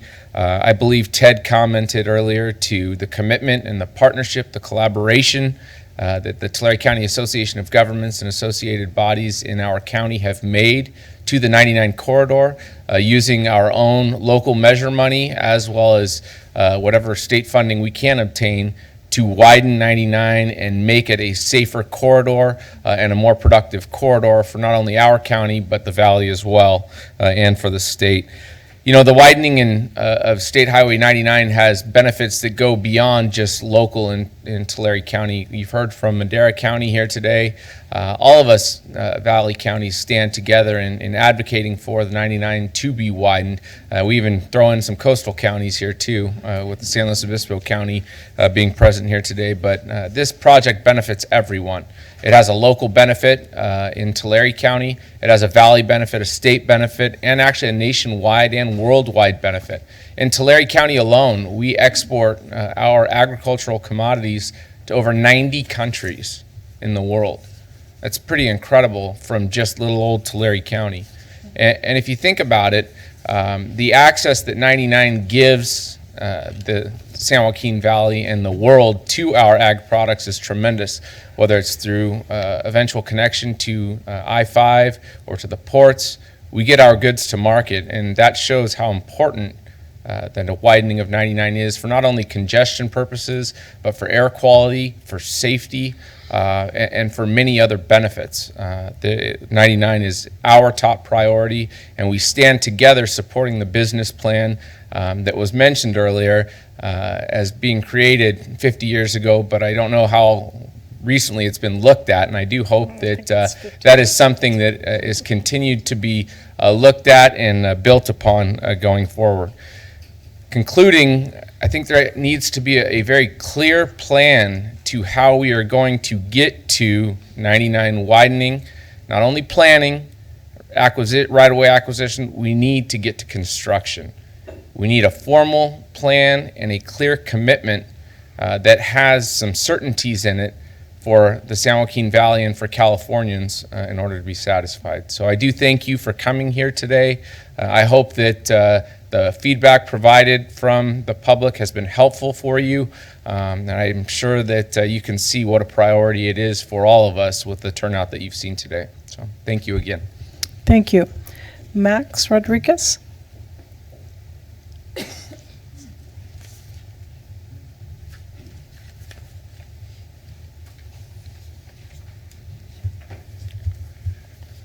Good morning, Commissioners.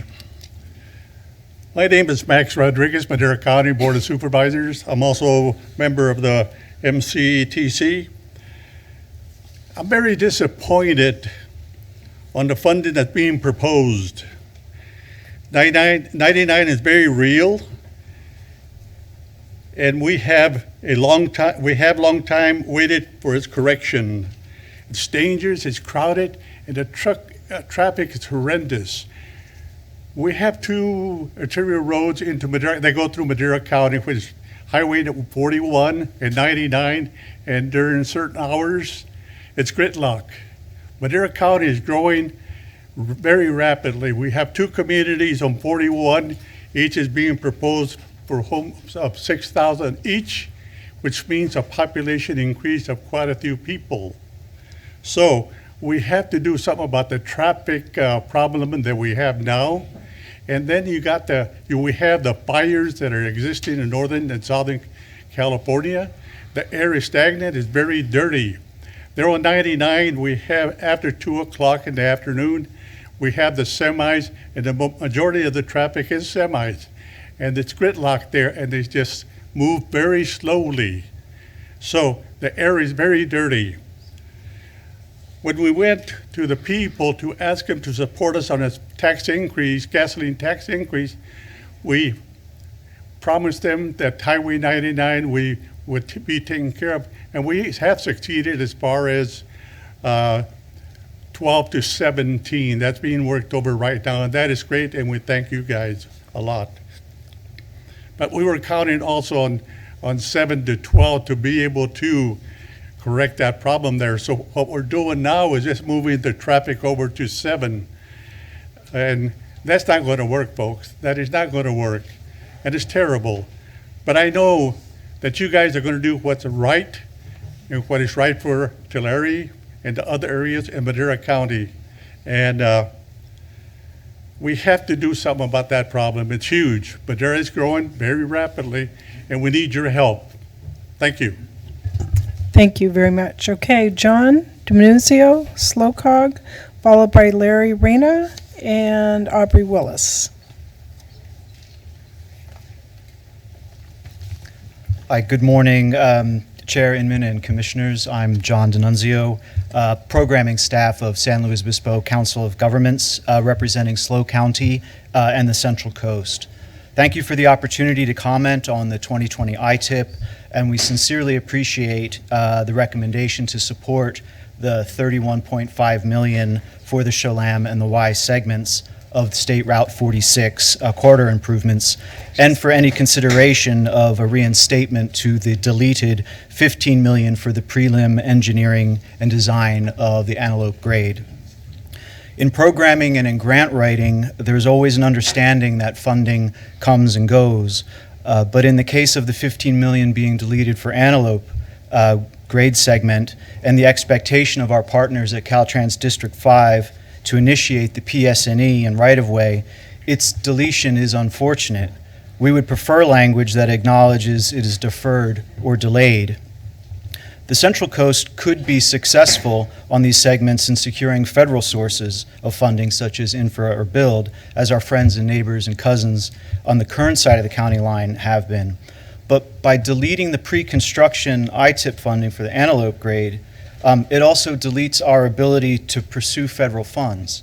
SLOCOG is not a self-help county, and so without the state's assistance, we are unable to identify the needed local match source to assure federal partners that San Luis Obispo and California has skin in the game for this segment.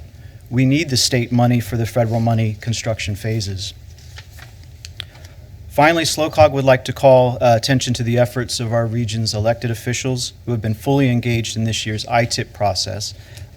Local Assembly Member Cunningham has provided discussion, comments, and letters, as well as Fred Strong, the chair of SLOCOG Board, have submitted letters to you this programming cycle. We are in a pragmatic lockstep with Jim Patterson's office and KernCog and the Central Valley on the issues of both the 46 and the 99. We'd like to thank the Governor's Office and CalSTA for continuing to recognize the importance of State Route 46 and the length of time and commitment for the four-laning undertaking. On the Central Coast, we have a lot of people coming and going, and there's a steady flow of traffic to and from the Central Valley, which we need to accommodate and keep movement safe. So thank you again for the ITIP recommendation of $31.5 million for the Cholam and Y segments on the 46 to ensure this safety. Thank you. Larry?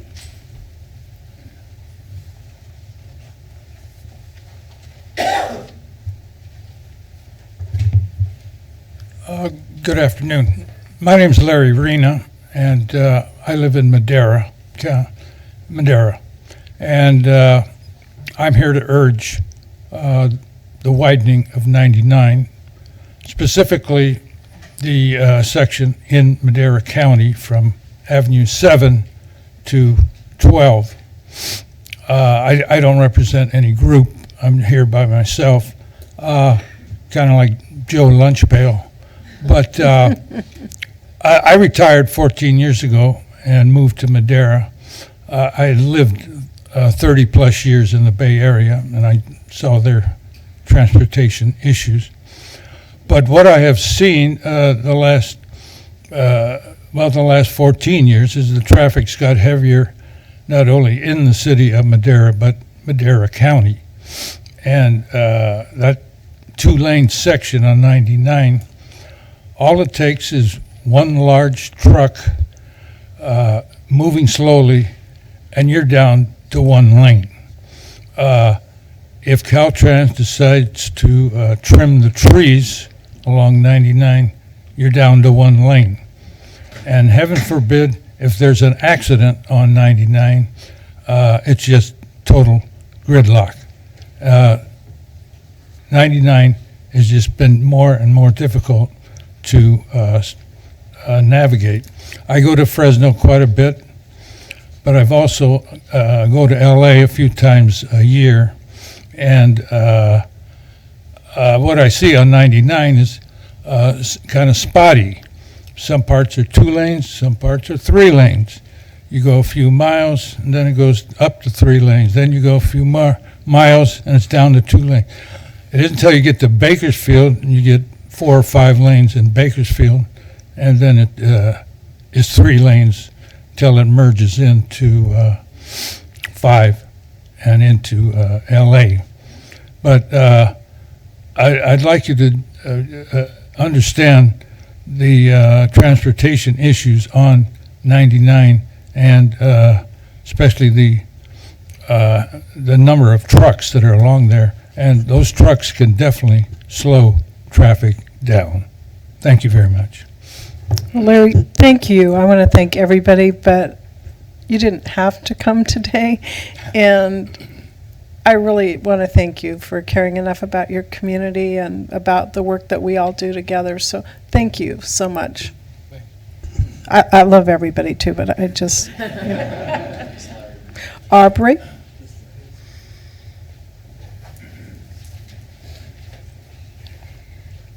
Good afternoon, everybody. My name is Aubrey Willis, and I am the Government Affairs Manager for the Fresno Chamber of Commerce. I'm here on behalf of our 1,200 members who employ 78,000 workers throughout our valley.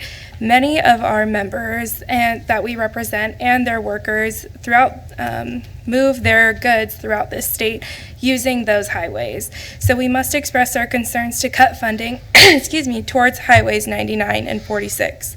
The proposed official ITIP does not reflect the governor's expressed priority on improving the economic conditions in inland and rural California, particularly in the Central Valley. Maintaining funding to highways 99 and 46 is imperative to ensuring the success of our members and to help all regions of California thrive.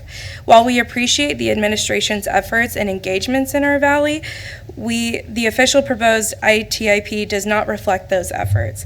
We support efforts to improve transportation in the Central Valley. Thank you. Thank you, Aubrey. Mike Leonard, followed by Kyler Crocker, and then Yvonne Garcia. Good morning. I'm Mike Leonardo, Executive Director for the Fresno County Transportation Authority. We administer the local sales tax, Measure C, here in Fresno County, and we work closely with Fresno COG on the overall transportation improvements in the county. As I once heard Congressman Jim Costa say, we've reached that point where everything's been said, but not everybody has said it yet. So I'm not going to actually add. I think that you know what the importance is of both 99 and the 46 routes. But I do want to thank the commission for coming. I also want to thank Caltrans for we haven't talked about the 99 projects that are still in the program, and I want to thank Caltrans for the commitment to those, to the SR 41 Expressway project in Fresno County, and to our Amtrak station improvement here. So I really appreciate that what is there.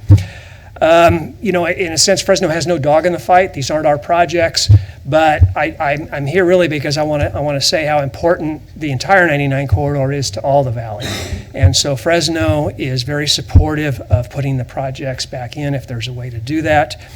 I spent 23 years at Caltrans here locally primarily, and I worked closely with Measure C at the time to build really the significant freeway system here in Fresno. And I learned something there. Not having full funding should not be a roadblock. In fact, there are many programs that you cannot gain construction funding unless you're shovel ready. A lot of the projects that we were successful in delivering, we had ready before the funding was there. And lo and behold, funding came available. So I'm just really concerned about stopping progress on projects. Even if we haven't identified the total funding source, we'll lose at least 2 years in the delivery schedule. We won't be competitive for projects that require them to be shovel ready. So I would just encourage the state and the commission to put these projects back. It's not a lot of money to do the preliminary phases, and we've got some time to work out how they'll ultimately be funded. So thank you very much. Thank you. So is it Kyler or Coulier? Kyler, thank you. I'm Kyler Crocker, Tulare County Chairman of the Board of Supervisors, as well as Chair of the Tulare County Association of Governments. I want to thank the California Transportation Commission for making this additional hearing. I know that probably wasn't an easy task to fit that into everyone's schedule, and I really appreciate the effort being made to hear some of our concerns today. Also want to thank Caltrans. We've been great partners with our district throughout many years, and I know Ted Smalley, our executive director, has talked about the over $100+ million that we've placed into the 99 corridor. It's something very important to us. Regionally, I'm very proud today to be with many other colleagues throughout the San Joaquin Valley that are advocating on behalf of our region. It's something very important to us, and I hope that drives a message home that we're very serious about making sure that our region is helped out for numerous reasons. The 5 southern counties in the San Joaquin Valley produce over $27 billion worth of ag products. That was as of the end of last year. We are a significant trade corridor getting to our ports. I also have the pleasure of serving on the San Joaquin Valley Air Pollution Control District Board of Directors, and we are partnering currently with the Port of LA to try and have a strategic inland port effort to reduce the amount of traffic on not only Highway 99, but on Southern California, and how that will impact and reduce emissions for our state. So it's important to know that we as local government leaders, we're not operating in a vacuum where we're just looking at the highway system. We're involved in many other assets, many other programs and projects, and we want to try and achieve some of the same goals that you're looking at achieving too. It's very important that not only that we get the dollars restored for the 3 projects that have been listed from a design standpoint, but I really want us to focus on, and I ask you to focus on getting these programmed. These dollars need to be programmed. We need to see that. We have had, unfortunately, several times, and not necessarily with this agency, but over the past, there's a level of distrust. And I think that having them programmed that will help build our trust with the state of California and ensuring that the words are followed by actual actions. Again, we're very grateful that we're here. For the last 15 years, we've put local STIP dollars towards state highway programs. I don't think that has been mentioned yet. So in addition to 99, again, we're very committed to working with Caltrans, working with the California Transportation Commission. You guys have always been very great and respectful of us and allowing us to meet with you from time to time. And we appreciate, again, this additional effort to hear our voices. So thank you. Thank you. Yvonne? Where'd Yvonne go? Okay. I got my displays again. All right. I love visuals.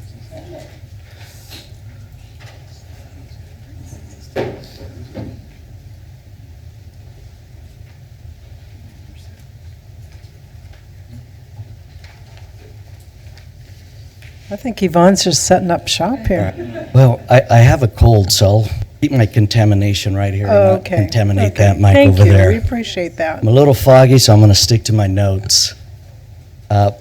My name's Ivan Garcia. I'm representing the Butte County Association of Governments up in Chico.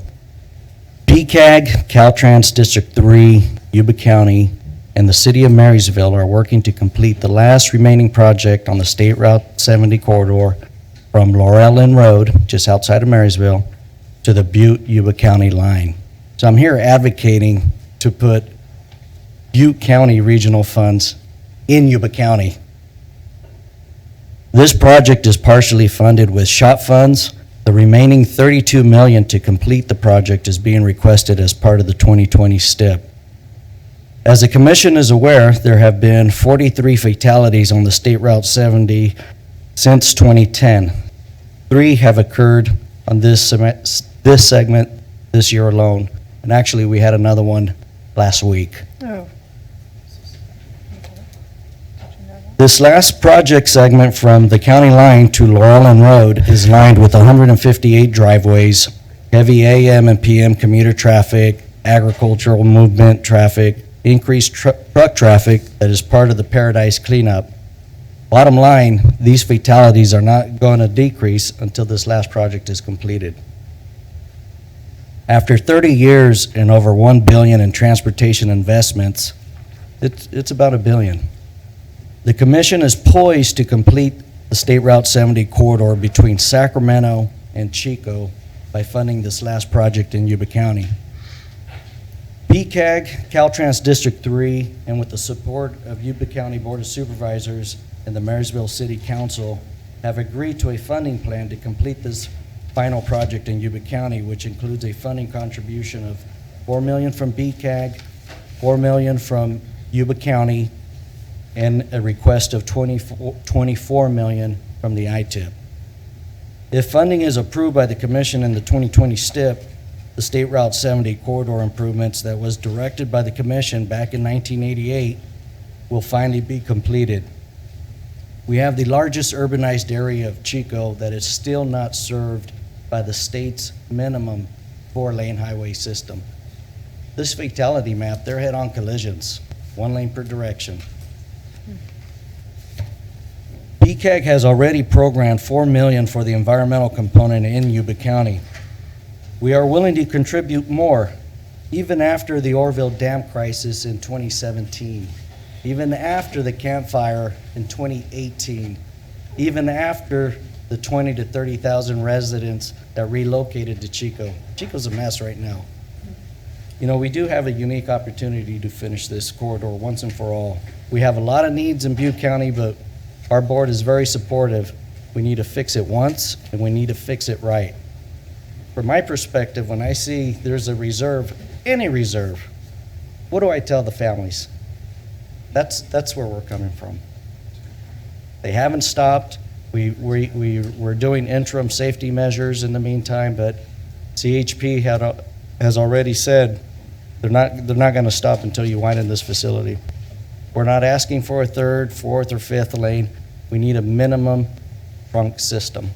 Thank you. Thank you, Yvonne. Jose Signa, City of Tulare.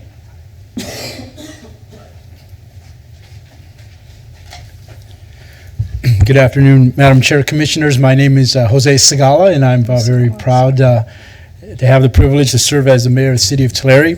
I'm here today to also join with a bipartisan group of legislators, elected officials, county members, Chamber of Commerce, a number of folks up and down the local, state, federal, county system, all here advocating for the same thing, to make sure that we honor those commitments that have been made so many, many years ago.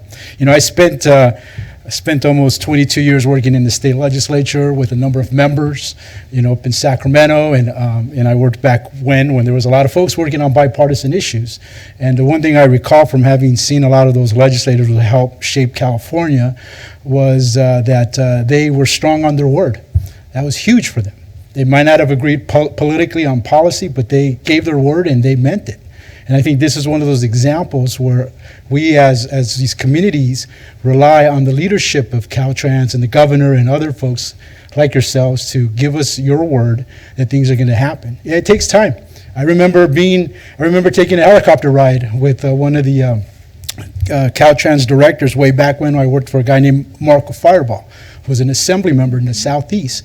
We took a helicopter ride to look at the new idea of the Alameda corridor. Right? The idea to be able to take goods that come into our ports, put them up through this corridor on Alameda to the train yards, and then ship them out throughout the world or throughout the country. And so that was 20-something years ago, and obviously that project took a long time, and the commitment for Highway 99 has also been around for many, many decades. And so we're all here today to make sure that we do our best to follow up. Ted Smalley is someone that I have a lot of respect for and look to his leadership when it comes to transportation issues, not only in the county, but with our city. And he's been working very diligently along with the members of their board and TCAG and others to really put investments, local dollar investments, into some of these projects. So, when I heard in the last time I watched this that the collaboration wasn't as effective as it should be, I would say it is. Our counties, our local cities, our local governments are investing in Highway 99. And we need that state to also partner with us, but not necessarily to partner because it's the right thing to do, because there was a commitment in the past to do so. And so we need to honor those commitments. We need to, our word is our biggest bond. When we give our word to someone to do something, that is a big bond. And I'm hoping that that commitment remains through Caltrans, through the governor's office, through the commission, in assuring that Highway 99 gets its fair share of funds. I'm not going to go over some of the details of terms of why, in terms of the safety. People have talked about that, the freight goods movement. All that's very important to our corridor. As a local mayor, we're working very hard through our city council to elevate our city. I'm glad to see that Mayor Link has been a big advocate for our area, but we also have the opportunity ourselves to benefit from these improvements. We drive this Highway 99 every day. We see the impacts it has, not only on the traffic and the safety, air quality, and a number of things. So I just wanted to be here to join with my colleagues and folks who are continuing to advocate and ask you and implore you, to follow on those commitments. I know it takes time. We're talking about, 50 years, 30 years, 40 years. Seems like a long time, but, it takes a lot to acquire the funds, to put them together. So I'm here to make sure to ask that you keep those funds in place, that you program those funds, that you begin the process of looking at widening the freeway. It may not happen in the next 10, 15, 20 years, but if we don't start now, when? So I'm here to ask that you reconsider. I know we're a little confusion about which version to speak about, but as far as I understand, the version that we're talking about now, it doesn't have the money. So I'm asking that you guys put that money back in and that we continue to move forward and make Highway 99 a priority. And it'll really benefit our state as well. So thank you very much. Thank you, Jose. Aaron Hakimi, followed by Kristen Green and Christina Beckstead. Good morning, Madam Chair. Aaron Hakimi, Kern Council of Governments. First of all, I'd be willing to bet that 99% of the people in the room traveled on 99 to get here today. Who raised your hand? Thank you for listening and hearing. Listening and hearing my previous comments I made in Orange County, specifically, Bruce, on your PowerPoint that you presented, page 3 of 5, the potential savings that I brought up in Orange County, the 13 million from the mini high platforms and the 21 million from the second platform, both in the Central Valley that I brought up. The reason I brought that up was because the savings identified, the 34 million, equal almost exactly the 32.5 million that are being proposed for deletion from 99 and 46. The reason I brought that up was not to free up more money for more undefined rail projects, but was to offer an opportunity to use those savings on the 99 and 46 projects. I would urge you to use those savings instead of to be held in reserve to restore the funding on 99 and 46. And I won't repeat what everyone else has said, but I will just expand upon what the gentleman from San Luis Obispo and Mike Leonardo from FCTA said. When we compete for projects at the state and federal level, we can't compete with just a concept of a project. We need plans in hand, or we need environmental done. So specifically on 46, without the plans being done, we will never be successful in getting a build grant or an infra grant. The same goes for 99. So certainly we want the entire project done, but some people have questioned why we're being so vocal about funding that doesn't complete the project, but funding that is just for PS&E or environmental or something like that. Is because without those steps done, we cannot compete for future funds. Thank you. Thank you, Aaron. Kristen Green?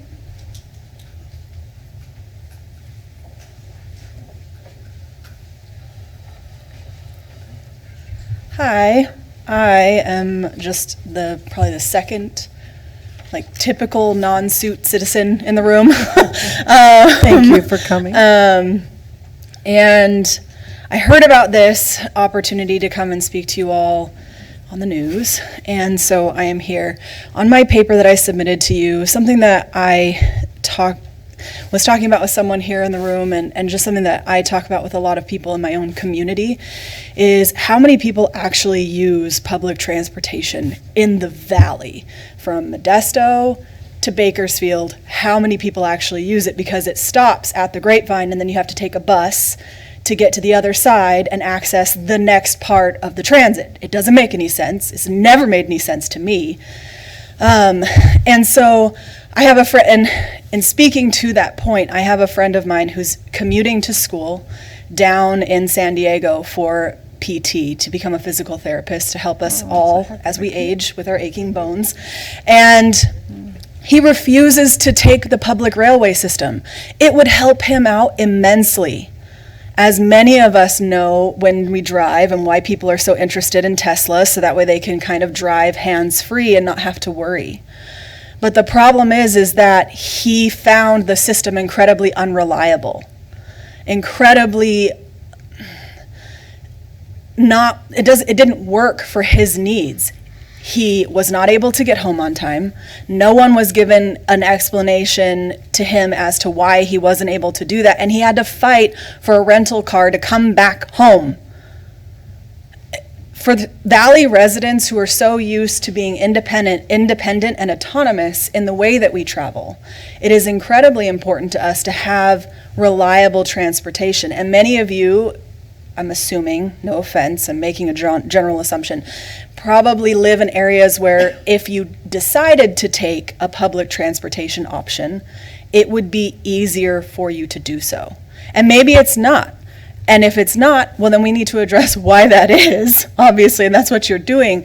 But general consensus here is that the governor, when he signed over N1919, no one really had a say.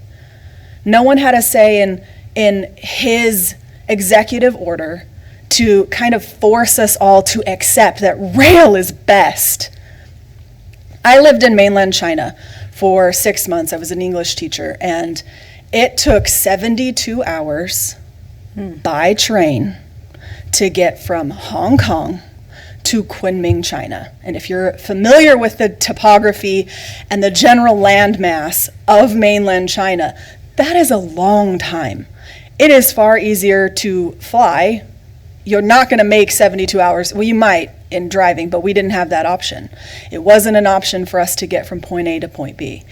And so, you think about all of the time that we could spend, it'd be great if the train system worked. It would be great.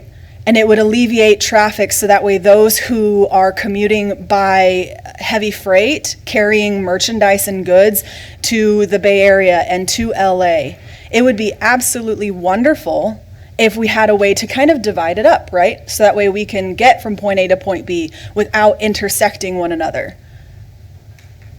But the best way that we can serve the citizens of the corridor is not to take away funding from our projects and put them into places that don't necessarily participate in the gas tax. We here in the Valley buy gas. And then conversely, we expect that money to be put towards these projects, but they don't. Why is that? Is there no funding? If there's no funding, well, then where is the funding going? As concerned citizens, that's what we wonder. If we can't take the rail, because the rail is unreliable, and we need the 99, but the 99 isn't safe, and we risk our lives so that way we can get from point A to point B, whether that's our own jobs, or that is like my husband who gets to the airport, and I worry about him whenever he gets on the freeway. Or it's just someone as simple as my friend who's trying to get to PT school. If these roads are not safe, then why is it that we think it's even reasonable to take away funding those projects? Why is it reasonable? Why is it even a topic for conversation? It's not a reasonable conversation. And to say, oh, well, we really need to help San Francisco and LA and all of these other places, and maybe that's a broad assumption, but and Sacramento, but then leave behind the major producers of California infrastructure because we forget that we need to eat. That's a lot, and that's just me coming from like a concerned citizen, because obviously, as some people have pointed out here, actions do speak louder than words. And I'm throwing a lot of shade here, not meaning to intentionally, but like the actions that the governor has taken shows, as the very first speaker here said, I can't remember his name, was it Jim Patterson? Mm-hmm. Okay. Yeah. Jim Patterson basically said that the governor says, I give a quote unquote dam, which, as many of us here in the Valley knows that's pretty intense pun, because we need dams too, but that's a whole other thing. But, we need you all to care about us in a way that is truly meaningful, in a way that shows that you care and that you do realize what is going on here in the Valley and how much these things mean to the families, not just the commuters, not just Amazon and UPS and Big Produce, but to the families of everyday citizens who voted for a gas increase, who voted for these measures, who don't feel heard when Gavin Newsom signs in 1919 and says, "We need trains." I mean, I can only imagine how unheard you guys must feel when he did that, and you're just like, oh, okay, now we have to figure this out. We have to listen to citizens like this non-suited person right here making fun of different things. But I hope that you understand, just like someone else mentioned in here, that integrity is very important. The reason why we have so much divide right now on so many important issues in this country, let alone our state, and why people are leaving, tax-paying citizens are leaving in droves, is because they don't feel heard. They don't feel like you care. And you set this up in 2014, and that's great, and we're here to be heard. But actions speak volumes, because they align with the words that you say. And that is all I have. I am very passionate about a lot of these things. In closing, we have a this didn't happen in the great state of California, thankfully, but we have a family member who, my mother-in-law, if she ever sees this, she's gonna kill me. Her sister died on a 2-lane highway, and there was very little access to get to her. And the whole reason why she died was because she was in a single passenger vehicle. Single passenger. She was the only passenger in the vehicle. And she was driving behind a phone pole semi. And you can imagine what happened. The phone poles got loose, and she was impaled immediately. Imagine, in closing, imagine if that was your loved one. We need infrastructure. We need 4 lanes. We need 3 lanes, 6 lanes, however we're describing it by definition. We need these improvement projects. So that way it's not your loved one. So that way it's not your mother-in-law or sister-in-law or daughter-in-law telling you this story of their loved one passing away, or not being able to get from point A to point B, or semis having to one day 4-wheel down the freeway, which it won't get that bad, but come on, because there are potholes that are that bad. These are my passions. These are the things that I'm concerned about, and I think that most of the Fresno citizens are impassioned about. Most of these people in this room kind of talked about it in a much more eloquent way than I am trained to do. Very good job. We appreciate the discourse, but what we will appreciate more is action that shows that you actually care. Thank you. Yeah, and I want you to know that I was listening so rapt to you that I made eye contact and totally knocked over my coffee. Thank you for taking the time to come and share your very personal story about how this means so much to you. Thank you. Christina. Good afternoon, Commissioners. Christina Beckstead. I'm the Executive Director at Madera County Farm Bureau. I'm going to keep this brief, as my goal today was to come to listen and learn, but I decided there were a couple of things I needed to comment on. I want to thank you first and foremost for coming to Fresno to have this hearing here, closer to at least 2 of the projects in the Central Valley. Just a few notes that I jotted down. Agriculture is the #1 industry in Madera County that constantly faces new levels of regulation, what I like to call the never-ending roll of red tape. We know that this is not a regulatory burden. However, it adds to the regulatory burden that we face. Transportation impacts air quality as well as greenhouse gases, both things that ag is required to find solutions for. Improving and expanding 99 will improve the air quality and emissions by reducing the idle time that is spent on the freeway. The funding for these projects is an important component to keeping people fed and clothed, not only in this state, in this nation, but also in this world. Everyday ag businesses use this corridor, the 99 corridor, as well as the 46 corridor, whether it's to move their product or for employees to travel to and from work. And it's our state's responsibility to keep these people safe on the road, as well as to continue to drive our economy. The only way to do this is to improve these main arteries for transportation in the Central Valley. On behalf of our members in Madera County and the rest of the Central Valley ag community, we encourage this commission to avoid deleting these funds from the plan and find a solution to fully fund the improvement of these projects. Thank you for the opportunity to comment. Thank you. Okay, that concludes the comment cards that I have. My fellow commissioners, do you have any questions?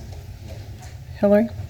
I just wanted to thank you all for being here. I've learned a lot, and it's such a wonderful thing to see how you've come together and really speak on behalf of the whole region. So I just want to thank you for taking your time today to educate us and to really speak from the heart about what it is that you need. Thank you very much for your time. Mr. Van Konijnenburg. I want to thank everyone for coming. I want to thank Caltrans for the progress that has been made. At our last hearing, we ended the hearing by urging everyone to try to come together and find where interests could intersect. We've made some progress. I think we got a ways to go. I think one thing that I'm concerned about is this issue of total project funding. And I guess a great example is 2 days ago, it was announced the Veterans Interchange got a bill grant. That's something that if you had asked them 5 years ago, what's in the funding matrix for Veterans Boulevard, they wouldn't have known. So this notion of having a total project funding strategy identified for something that's going to be constructed in 2024 or 2023 it just doesn't, it's not as logical as it might seem, because we don't know what funding, there's always funding buckets. We don't even know what the FAST Act expires in 2020. We don't know what the next act is going to be and what's going to be included in that. So we don't know what all the opportunities are. I think the other challenge is, and a lot has been said about the economic summit that was held here in Fresno last Thursday and Friday. And if there was one message that was repeated over and over from the stage, is that we in Sacramento now realize that one size doesn't fit all. That we understand that the rural parts in the Central Valley and of California are different from the urban areas. And I think we who go out at the commission, one of the things we do is do town halls in rural parts of the California. And we can tell you that the solutions that are going to work in Del Norte County aren't the solutions that are going to work in San Mateo County. And so we take to heart that one size doesn't fit all.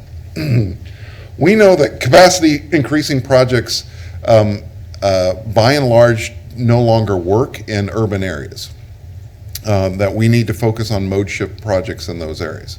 However, we also recognize that on SR 99, on Highway 46, on Highway 70, and on Highway 101 through the Salinas Valley, that we are still dealing with, where we're moving a lot of freight and people, that we still need to do some capacity improvements. Part of the outgrowth of the town hall we held in Salinas Valley last year was that they are going to pursue putting together a Highway 101 business plan for that corridor in there. And that is based upon the Highway 99 business plan that was done back in the early 2000s.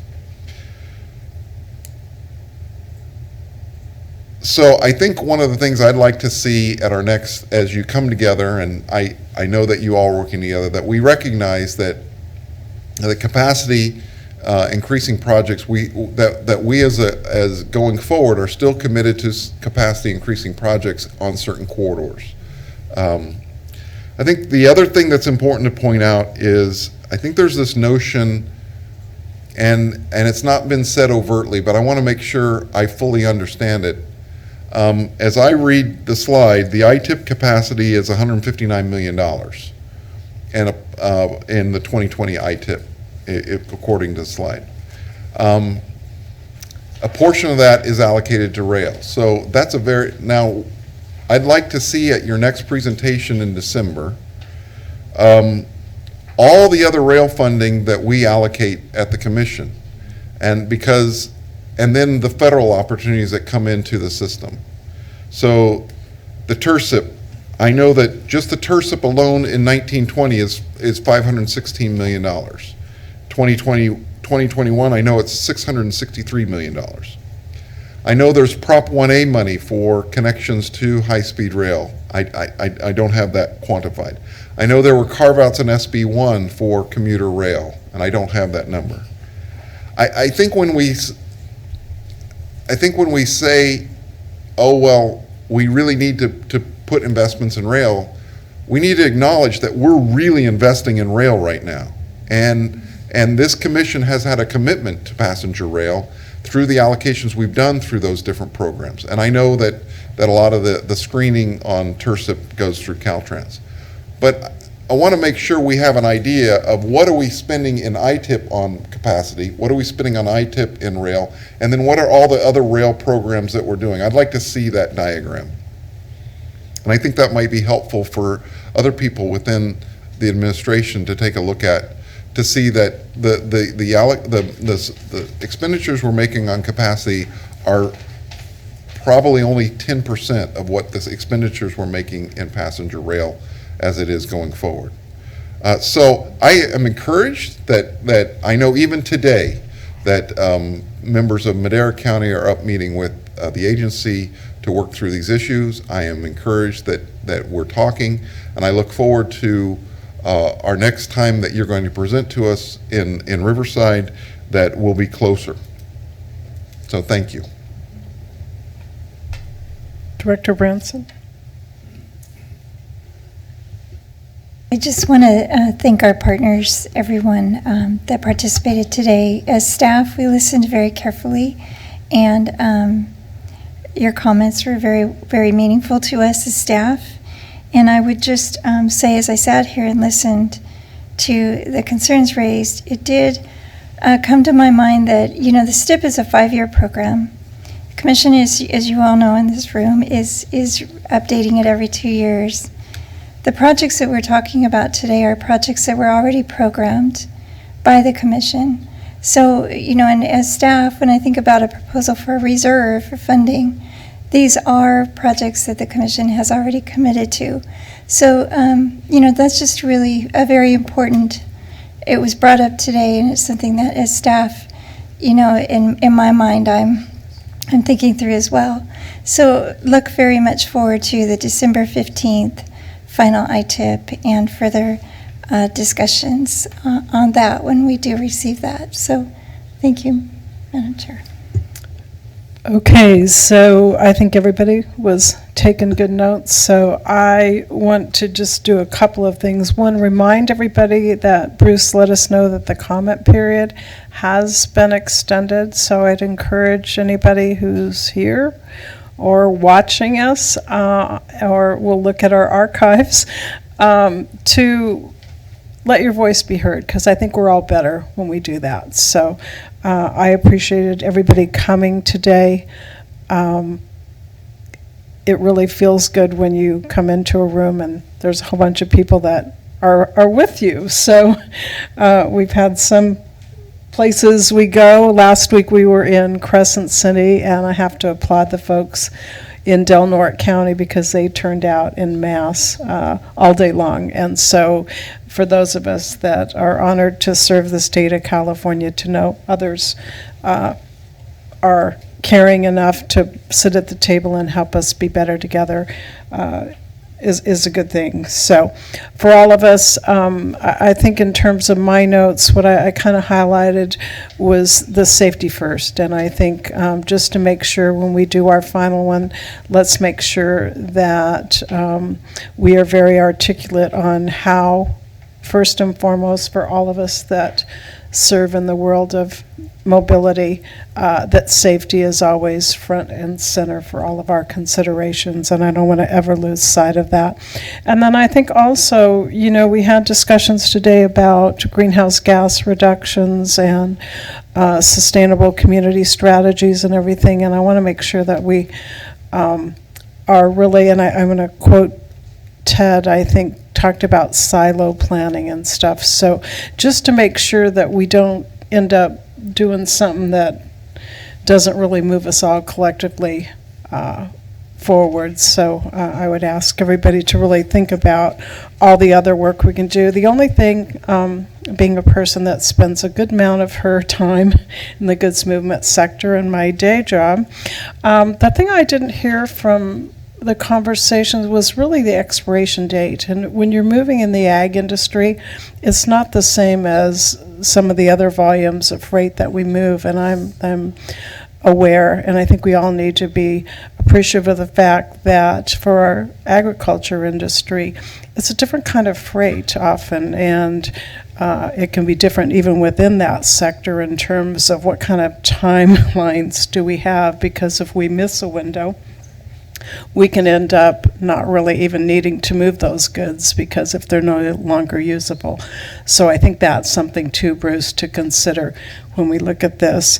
And then there was lots of discussion about previous work's been done. I think the most recent goods movement study I saw from the region had a lot of detailed stats about even getting into the granular part of those truck moves, and I think that's very important too, because it was eye-opening to me to look at some of that data in terms of when we really do have the peak congestion. So with that, I want to thank you all. I didn't have to use that dreaded timer today. It was running over here, but I think we all had a great chance to have our voices heard, and so that's really, really important to me and to all of the commissions. So once again, just in closing, thank you all to our team who got this all organized on pretty short notice, and thank you to our Central California partners.